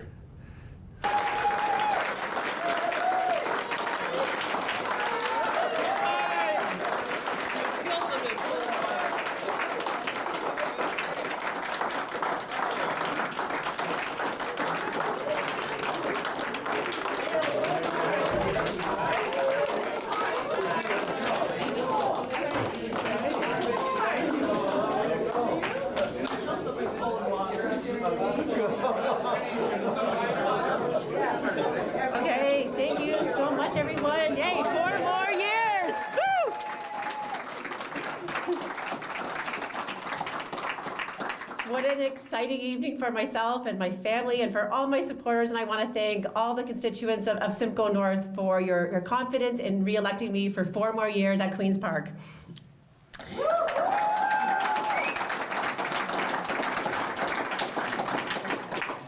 I've had the honor and the privilege for serving Simcoe North for the past 4 years as your MPP, but also as a minister, and traveling this province and seeing the other areas always makes me appreciate what we have here in Simcoe North and all that we are thankful for. And we truly do have a gem of a riding here, and I am honored to represent and to continue representing for 4 more years.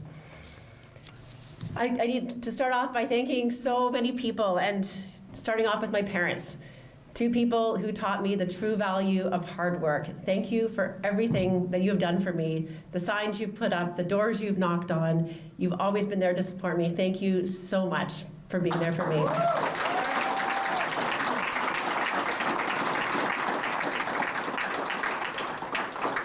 To my 3 beautiful daughters, Rachel, Carly, and Madison. This is truly a team effort for our family, being involved in politics, and it does take a toll that the family work-life balance, and you are always there to support me, and you've been there knocking on doors and helping me, and thank you for your continued support. So truly appreciated. My campaign manager, Stu, where are you? There we go. Another 4 years. Thank you so much for all your hard work and being there to support me and organizing this amazing team that we have of incredible volunteers. We had a sign crew that kicked off day 1, hitting the roads at 4 a.m. This is how dedicated these people are to getting behind, oh, we lost it again. To getting behind me and supporting me 100%. Is it working again? There we go. No, don't touch anything. The sign crew, the canvassers, day after day after day. We knocked on over 18,000 doors in this riding, hearing directly from constituents the feedback, the issues, the concerns, and thank you for each and every one of you who have spent time. Back up? Okay, I thought you needed to be closer, sorry. My office staff, the phone callers, everyone played a huge part in this team and getting us reelected. I'd like to also congratulate my competitors and their volunteer teams as well. It takes a lot to put your name on a ballot, and Simcoe North is a great place to represent, and I think we have some great competition that was there and their volunteer teams that got together. But I want to thank my team. My team had amazing energy, the positivity that came out every single day, the momentum grew day after day after day. They did not tire, the energy was there, and thank you for always taking the high side. I really appreciate it.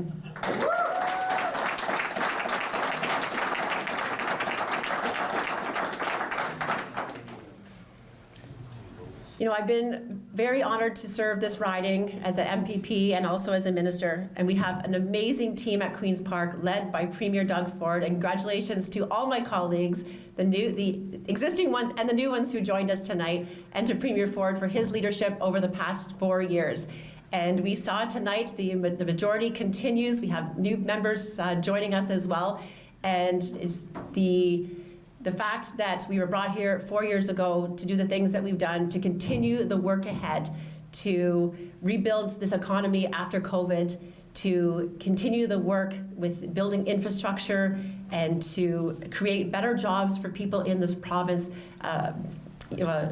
The skilled trades, the apprenticeships, the work we're doing in this area. So truly honored to represent this party. And having grown up in a skilled trades family, I know the value of the work that's being done, and that we need these workers across the province to continue the infrastructure and the building that we're doing here. So thank you everyone for being here with me this evening to celebrate.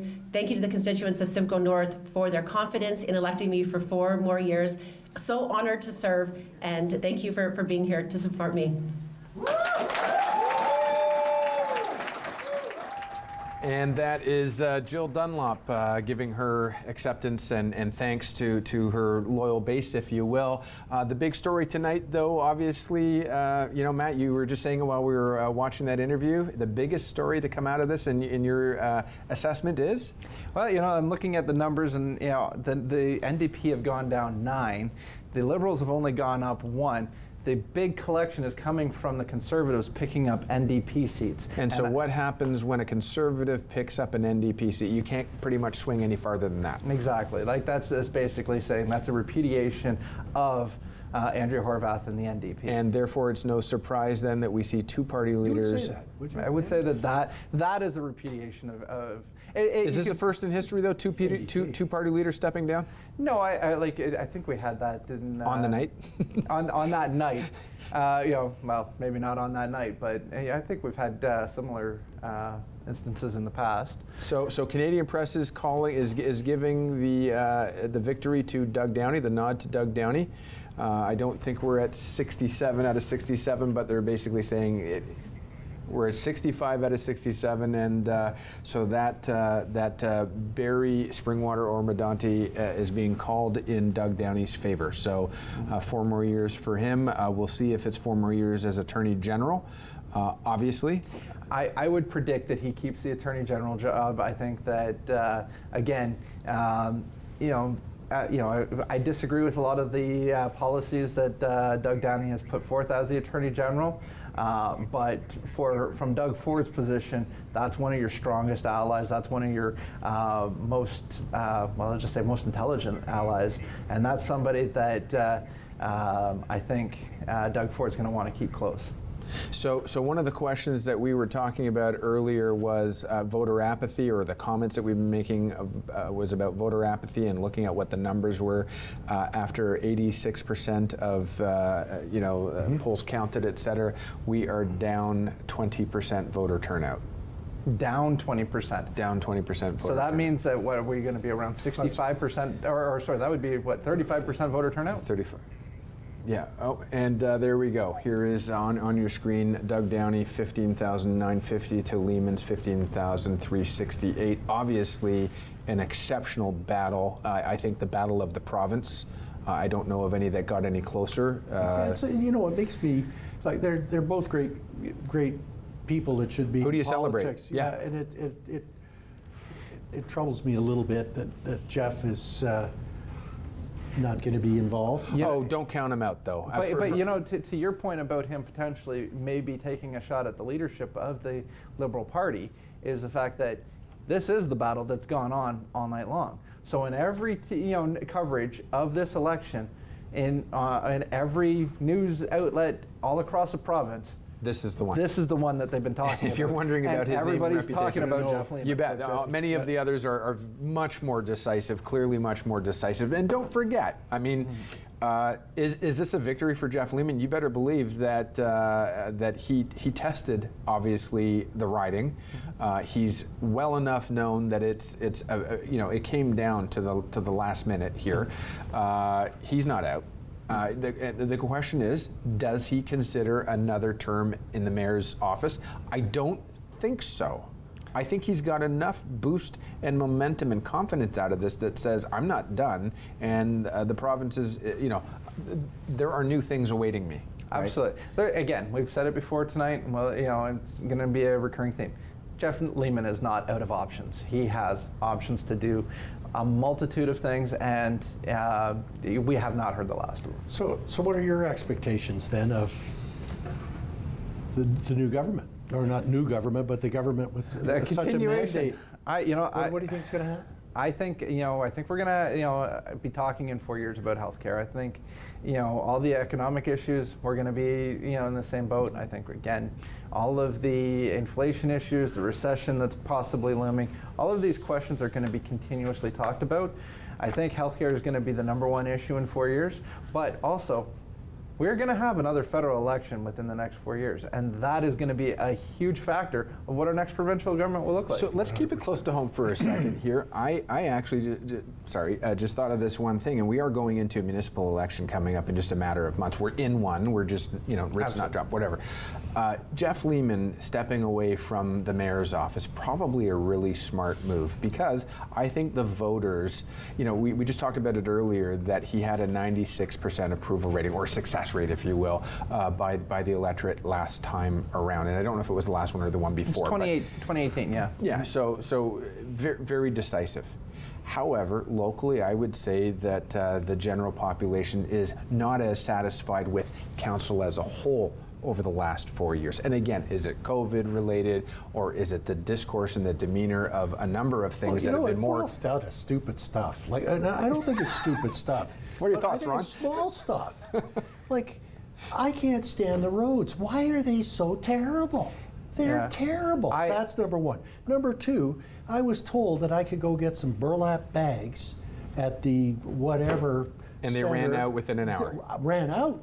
They never opened the door. They were never there. So, like, stuff like that is the kind of little irritant. Like, okay, I go get my own burlap bag, and I didn't have to go that far to get it. But those are the kind of irritants that drive people nuts in your local community. I remember talking to, oh God bless her, the former mayor of Barrie. Laking, Janice? Janice Laking. Okay, sure. Yeah. And we had a caller. She's watching tonight, by the way, Ron. Give her a shout out. Well, come in, and it's one of the greatest stories. She's my grandmother's cousin. So she had a caller call into our show and say, I'm really concerned about this pothole. I've called into the city and no one's doing anything about it. And she said, where do you live? And she came out with a shovel? And she said to this guy, look, where do you, oh, I know exactly where you are. There's a pothole in front of your place. She said, I'll tell you what, tomorrow afternoon I'm going to go down to the yard and I'm going to get the boys to load up some asphalt in the back of my car. And if you promise to help me, we'll fix that pothole tomorrow when I come out. And he goes, no, it's okay. It's okay. But what a great, a great story. She's just a great lady. A great lady. Yeah. Janice Laking's like a Hall of Fame mayor. 100%. Absolute wonderful. She's our Hazel. Like I said, she's my grandmother's cousin, so I absolutely love her to death. But before we get cut off, I just want to say, because I don't know how much time we do have. I'm sure we're going to tune in and see what Doug Downey's got to say. But I do want to thank you. I've had a great time here with you both this evening, as always. And I don't know how much time we have, so this has been a blast. This has been a lot of fun. Oh, absolutely. Now, I did want to, I did have a little bit of a news, and I don't know how many people are still watching, but I'm going to throw it out there. I got permission to drop the beans that looks like Crystal Brooks, as part of the Green Party, will be submitting her name for the federal leadership of the Green Party and will be running to be the next federal leader. Tell us who she is, for those who don't know. Crystal Brooks is the Green Party candidate currently in Simcoe North, but she's received endorsements right now already from Elizabeth May, Paul Manley, and some other notable Greens, including Federal Council President. So I think there's some other notable facts about her as well, maybe? Yes, she would be if she does become elected as the next leader of the Green Party, she'll be the youngest federal leader of a party in Canada, and she'll also be the first Indigenous woman, or first Indigenous person to run a federal party in Canada. So interesting things happening for the Greens on that level. How much of that's going to, certainly have a lot of effect, I think, on the federal government. Again, as you were mentioning early, with Trudeau's record with Indigenous people, I think that is going to be something. Now, I want to believe in all of the right reasons for all of the, all the things happening for all the right reasons, but there's got to also be an ounce of strategy in that move on the part of the Green Party, and there couldn't be a more timely moment to have an Indigenous and an Indigenous female lead a federal party. And I know both of you, we've had thoughts about this. Ron, you're rather passionate about the current Prime Minister, and your thoughts on that. Passionate about the current Prime Minister? Well, your thoughts on, this has got to be great timing, or intelligent timing on the part of the Green Party. Mm-hmm. Well, yeah, I think so. And I think you got to be unhappy with your leader, who he was the guy that really championed this whole thing and really worked very hard to support the whole Indigenous reconciliation and then not to show up it's just, it's stunning to me. Yeah. That's all. That's all I say. I think that was a terrible, terrible blunder that. Now, I asked you this, though, Matthew, and I asked you, again, it's, yes, we have short memories, but not if not if we stoke the embers a little bit here. Absolutely. And JWR is not so far in our recent memory. And if to have a party leader of the fourth party, federally recognized official party leader as an Indigenous woman, does that mean anything to JWR? Well, I know that Jody Wilson-Raybould and Crystal Brooks have been in communication with one another. I've seen the pictures. I know that there is a history between the two of them. I also know a little bit of the backstory, that there is. Oh, we might be going. Okay. Keep going. Okay. Jody Wilson-Raybould was actually close to leaving the Liberals for the Green Party before she turned to be an independent.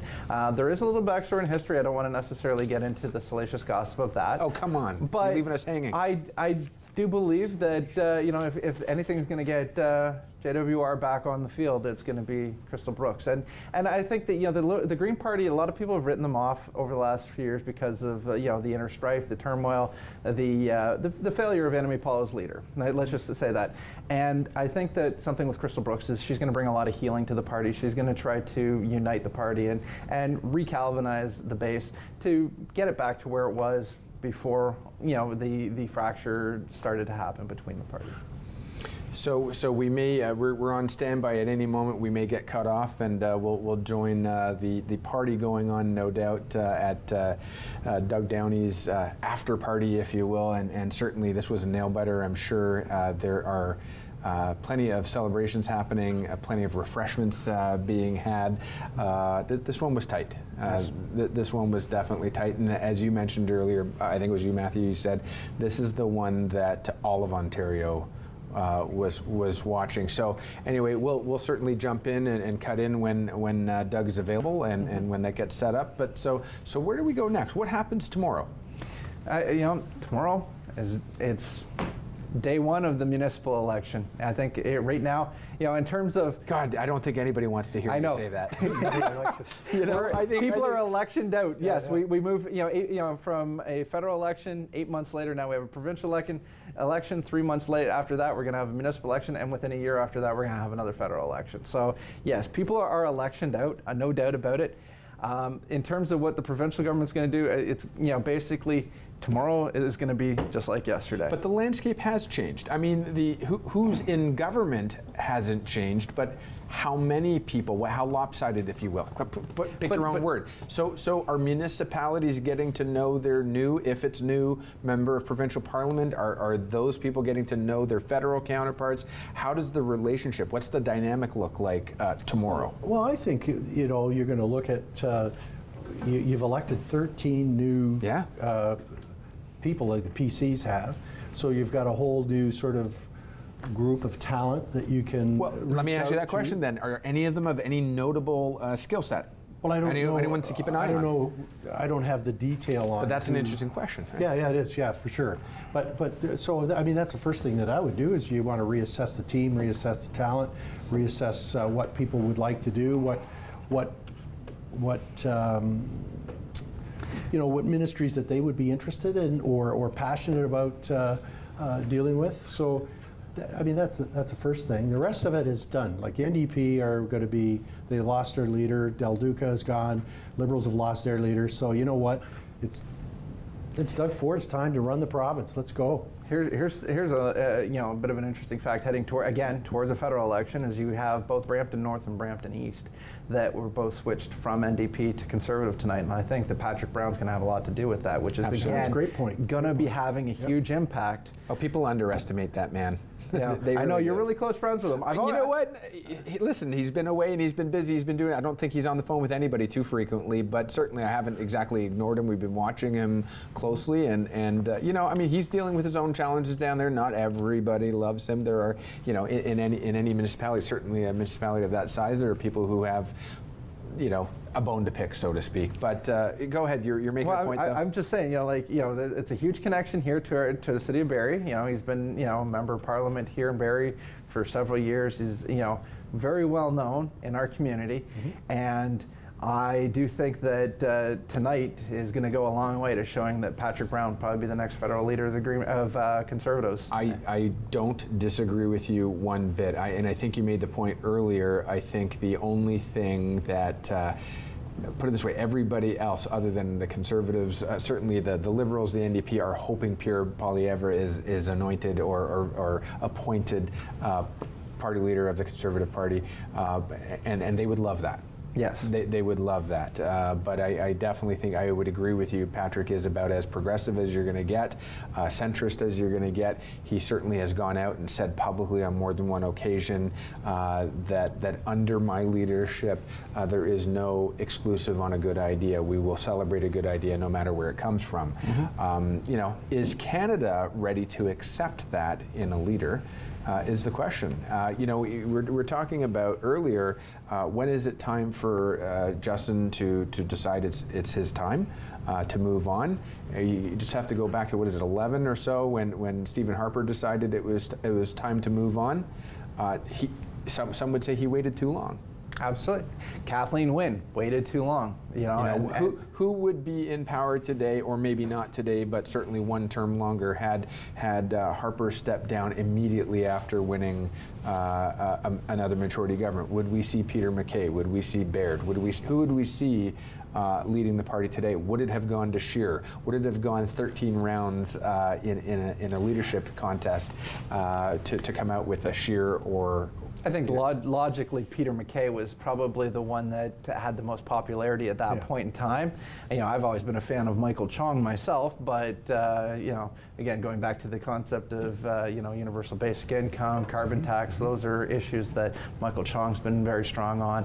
So again, somebody that I do think is a very strong progressive. But I think in terms of the party itself, going back to that time, yeah, you're right. Peter MacKay probably would have been the one that would have been the heir apparent. So, question for you: does Doug Ford actually put a pause on the provincial gas tax on July 1st? No, I don't think it's happening. I think he's going to get pressure from oil lobbyists, and I think he's going to, it's going to be, it's in the budget. Forgotten about. It's in the budget. There's a lot of things in the budget that never came to fruition. Yeah, but I mean, he wasn't going to implement the budget till after. But sometimes people accuse wonder him of saying about, that was a play, right? Oh, he'll only get elective if, why not do it today? But I don't think that, doing that is going to make all that big a difference. The whole reason that the prices are high is because they want us to reduce our consumption of fossil fuels. Let me ask you this question, global though. thing. Seriously. So we collect federal road tax, or we collect provincial road tax. We want to get people shifting over to electricity. So all of a sudden we see by 2035 there's a mandate there, all manufacturers have to have X number of percent, whatever it is, I don't remember off the top of my head, electric vehicles. So we see a reduction in that. What's going to happen to hydroelectricity rates? Because if we're losing billions of dollars collected at the pumps from Oh, absolutely. the gas tax. It's going to definitely. It's already that shift has already happened. But we don't even have the capacity on the grid. And again, I do disagree with that. I've seen the math on this as well. It's a lot of hyperbole that the oil lobbyists has put out there. But the challenge is we get brownouts in the summer and we give away our electricity to south of the border. We buy it back at X 100%. So how does that actually play out? If you look at, if you spend any time sort of studying, like if you're thinking about getting an EV and start researching what your life is going to be like driving a battery-operated car, you realize the very first thing you're going to do is something that you don't do now. You'll never see a gas station if you're just driving locally. If you buy a car that has like a couple of hundred miles range, or 350 kilometers they're up to 600 range, now, I think. You're going to plug it in at night, and you're ready to go in the morning. You might don't have to plug it in for 2 or 3 times a week. The whole idea that you're going to be going to a charging station like you would be going to a gas station it's going to be different. Are the charging stations, do they remain free? Do we have people who are charging at night? And like you said, do we see the same, how do you call it, like the infrastructure? Prime time versus off-peak hours? Do we see that? You're going to see a lot of that. But to charge a kilowatt, like to charge a battery, it's going to cost you $3 to $5. Right. and you could drive 300 miles. Yeah. Well, you can't 600. drive 300 miles or whatever, but 600 kilometers, I would say, 600 right? kilometers. yeah, but you do that with, like, there's no comparison to the gas price. Yeah, and the But other my thing- concern none. is None that- whatsoever. But, and you're going to have the smart grid, so all of this stuff has the capability. If you've got your car plugged in and you're not using it, whatever, it'll take the. Okay, so where do we offset though? Because even a 20% shift is a big amount of is a huge amount of money not collected at the pumps. So do we see that reflected in the hydro rates? Are we reinvesting in rejuvenating the grid? What are we doing? I definitely think there needs to be, again, this is part of that infrastructure issue. So we need to 100%. continuously invest in more renewable technologies. Yeah. It's got to be wind, it's got to be solar, it's got to be geothermal, hydroelectric. We have options, and the options are available. It's a $7 trillion global clean energy economy. If Ontario led the way with that, it would be a superpower. When oil That's the gets to question. be $10 a gallon or $3 a liter, We're at $8 a gallon in California right now. when it starts, and it's going to, when it starts getting up there, people will be lining up to buy an EV. I'm telling you right now, you can't get one. You're going to wait 2 years for some of the more popular brands, but you're going to wait a long time to get your, and they're not going to be cheap. No, but and you know what? Again, the price I do think is a bit of it's always overrepresented. You pay $60,000 for a Tesla, say, but again, you're not having to pay all those gas prices. Yeah. I'm spending like $200-300 a week in gas. Yeah. That's coming up almost $1,000. That's the cost of a monthly payment And you on a can Tesla. And you can no advertise maintenance, that. And repairs. no maintenance, no maintenance, repairs. repairs. Exactly. And it's like, now you got this car. And I got a friend of mine does have a Tesla. He's actually had like 3 in the last year, and he sells them For more for an than he- inflated for more than he bought them for. Because there's such a because demand. there's so much for demand. And he knows he's going to be getting another one in 6 months. He puts the new one up for So sale. do we see a resurgence in the interest in getting solar on our houses, on our roofs? Oh, I hope so. Are we selling back to the grid? Are we charging our vehicles with solar? What are we doing? It's right now. If you wanted to be completely off the grid and not, you have your electric car, and you don't want to pay hydro prices to charge it. It costs about 15 to 20 grand to have enough solar power to be able to charge a car to keep it on the road.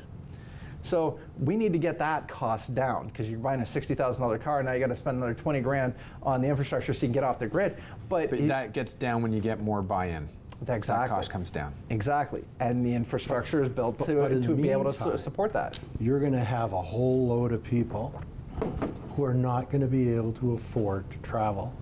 And so therefore, you better have your transit system, and you better be there. So your buck a ride, those programs have to be in place so that people can continue to be mobile and feel mobile. Because what is going to happen is the gas prices will get to the point where they'll be expensive, but you're going to experience shortages.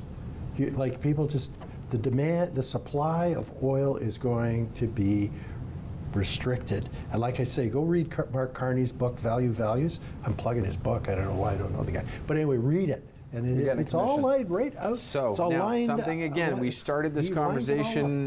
What are we talking? A few hours ago we started this conversation here, and let's bring it back around. I think COVID changed everything. Yes. And I think COVID's going to have an impact on electric vehicles, as well as people who can't afford gas, people who can't afford cars. But if we're now able to work remotely, then do we see houses go down from 2 cars down to 1? Do we see active transportation gonna come back change, up? no question. Do we see bike lanes come back up? Do we see more people using electrified mass transit? Do we see monorails come in? What are we going to see? I'm going to tell you, like for myself, COVID hit. First thing I did, we sold our second car. My wife and I didn't need it. I was working from home. She was only driving 10 minutes to work. I know a number of people who've done that. Yep. But now COVID's, let's say, I don't want to say over, but COVID's, kind of under control, moved past wherever we're at with it. We're getting active again. We're getting out and doing things. We're going to need that second car. It comes down to the fact that my wife needs to go to ball hockey, and my son needs to go to jiu-jitsu class, and oh my God, it's a conflict. We need we need more cars. So I as much as people wanted to move that way, I think that you're going to see that, especially as you get into more recreation, I think people will still need to have 2 cars. But keep in mind, the federal government has made a statement not long ago about they want to reduce our carbon emissions in Canada by 40% or 45% in a very short space of time. I don't remember if it was 5 years or what have you. So you have to look at the implication of that statement. That means that you're going to be doing whatever you were doing, you're going to be 40% less of it. Because that's the only way we're going to meet these targets. And the best way to control that is through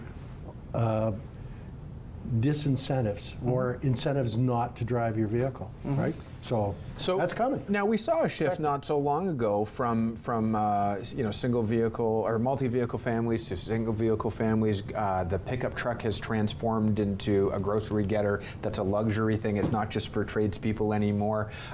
Do we see the same thing with the shift towards EV? Do we see the shift towards maybe one fuel like a gas-powered vehicle versus one electric? Do we see one that's our daily commuter and then we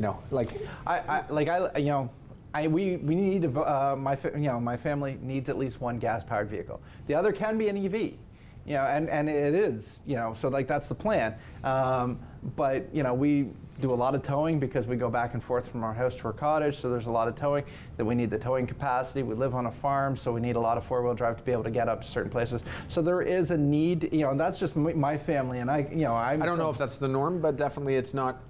But I think that you're going to see that, depending on what those needs are of each family, I do think you're going to want one that's gas, one that's electric, based on, your individual needs. Okay, but let's go back and read this book. I'm telling you. So what's going to happen here is the country is going to get a carbon budget, and then that budget is going to be allocated to individuals, businesses, and what have you.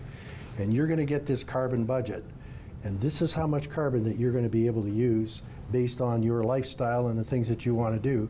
You're going to find out very quickly that, oops, I got a cottage, I'm driving to the cottage, I'm towing lots of stuff, I got a big car, that your carbon footprint is not going to be sufficient.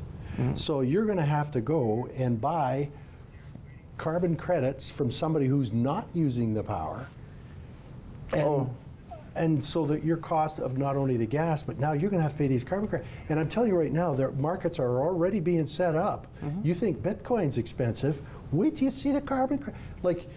It's going to be really, really interesting. And what's going to happen is really going to force people.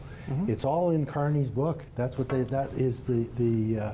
is what they would like to implement, whether it gets implemented or not. And that's, again, you're presuming that means that Mark Carney's going to be the he's not Canadian. He's running the show. This is what he was trying to negotiate in October with all of the meetings, and they were very disappointed that they couldn't come to an agreement. So the next step is, well, if you can't come to an agreement, then we have to force it, because climate is a problem. Absolutely. And I'm just stating some facts that are out there that people are sort of avoiding. So I expect the PC party, I expect my government to say, okay, look at what's coming. We better prepare for this reality. What's our world going to look like? Where are people going to live? So let's bring it back to housing for a second. Let's say we go down from 2 cars per household, and I don't know if that's the average, but let's pretend it is until someone corrects us. We go down to 1 car per household. Does that allow us to have less parking requirements in developments? Does it allow us to have less parking requirements in multi-unit developments, whether it's condos and apartments? There were a couple of projects, and I was surprised here in Barrie that were approved with less than 1 parking spot per unit. Exactly, because people are either walking, commuting, or they're using, what do you want to call congregate parking settings. But again, what does that do for the price to a builder? If you're subterranean, 1 parking stall is at least $50,000 to the builder, and I think that's probably cost. So does that allow us to attack housing affordability? Does it allow us to build more density within an urban setting, assuming that we improve upon public transit and mass transit? Does it change the game And I'm a firm believer that nothing is independent. Everything is connected, right? Yeah, Every decision that gets made is connected. It may have an impact on the amount of housing, but I don't think it will have any effect on the cost of housing. I think, again, when That's interesting. when the market sets itself to says you're willing to pay this amount, whether or not the cost of doing business goes down or not, you've already established you're willing to pay this amount. So if the cost, you're going to be willing to pay $900,000, $700,000 for this home, that cost is not going to go down significantly, unless it gets into like a supply versus demand issue where the supply outweighs the demand. So let me throw one more thing in there then. I would, before the pandemic, Doug Ford did touch on an opportunity to say, listen, we've got a lot of underutilized assets under the provincial portfolio. We've just looked at the books, we've looked at what we've inherited, all that kind of thing that happens during the first year of taking office, and we've got a lot of surplus buildings, whether it's surplus schools, surplus government buildings, et cetera. Now we've gone through a pandemic, we've got people that moved away from the GTA, government has an opportunity to have people working remote just as much as the corporate world has the opportunity for people to work remotely. Now can we have people working remotely, and can we also address brownfield sites? Can government invest, not spend, but actually put money and invest money towards brownfield remediation, give discounts or give incentives to builders to tackle that cost? Can we assist with housing availability and affordability by developing on brownfield sites, and in the process improve the environment and the health of the soil and therefore the lake? So this is where you're going to need some red tape. It's one of those questions. You always say, well, we don't need so much red tape. We don't need so much red tape. You remove all the red tape, and then you realize, oh crap, that's why we needed all the red tape. It happened with Donald Trump. With a lot of the food regulations that he undertook in his first term. Oh, strings attached all the way. Exactly. The brownfield sites is actually. It shouldn't take 10 years to approve something. No, it shouldn't take 10 years to approve something, but here's where there is an issue with the brownfield sites in our backyard here in Romero Township, Simcoe North. They have a lot of soil dumping issues. A lot of these brownfield sites are basically paying farmers to dump this toxic soil on food farms and grazing cattle, and it's Ridiculous. becoming a pollution issue. You're basically, and it's a way to basically circumnavigate and get around it. Yes, we need to develop the brownfield sites to get them back functional, but at the same time, it has to be done responsibly, and there has to be oversight to make sure that soil dumping is not an issue. Definitely an investment, and it's not money that gets a return on investment in its first year. We're talking a lifetime. We're talking decades, if not a generation, before we see that money come back. However, is that money that the electorate would be willing to pay?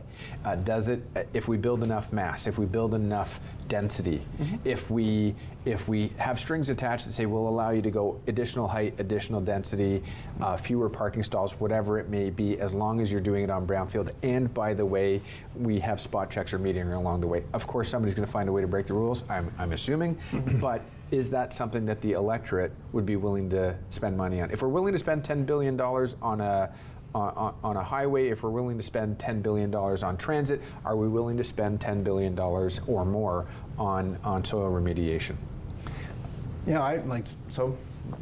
Again, I'd have to see the environmental impact assessment, but I would say that based off of that, I would certainly be open to, as a taxpayer to at least seeing a plan. But I wouldn't want to live there.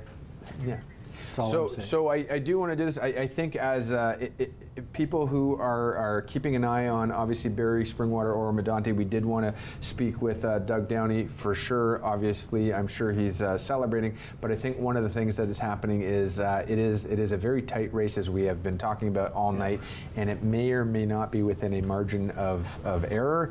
There are some additional, mail-in ballots that might need to be counted. There's two polling stations that need to be counted, et cetera, or maybe that is the two polling stations that need to be counted. And therefore, it looks like as a sign of an abundance of caution or respect to battling this out. This may not happen during our time on air. So first and foremost, I want to throw it out to you.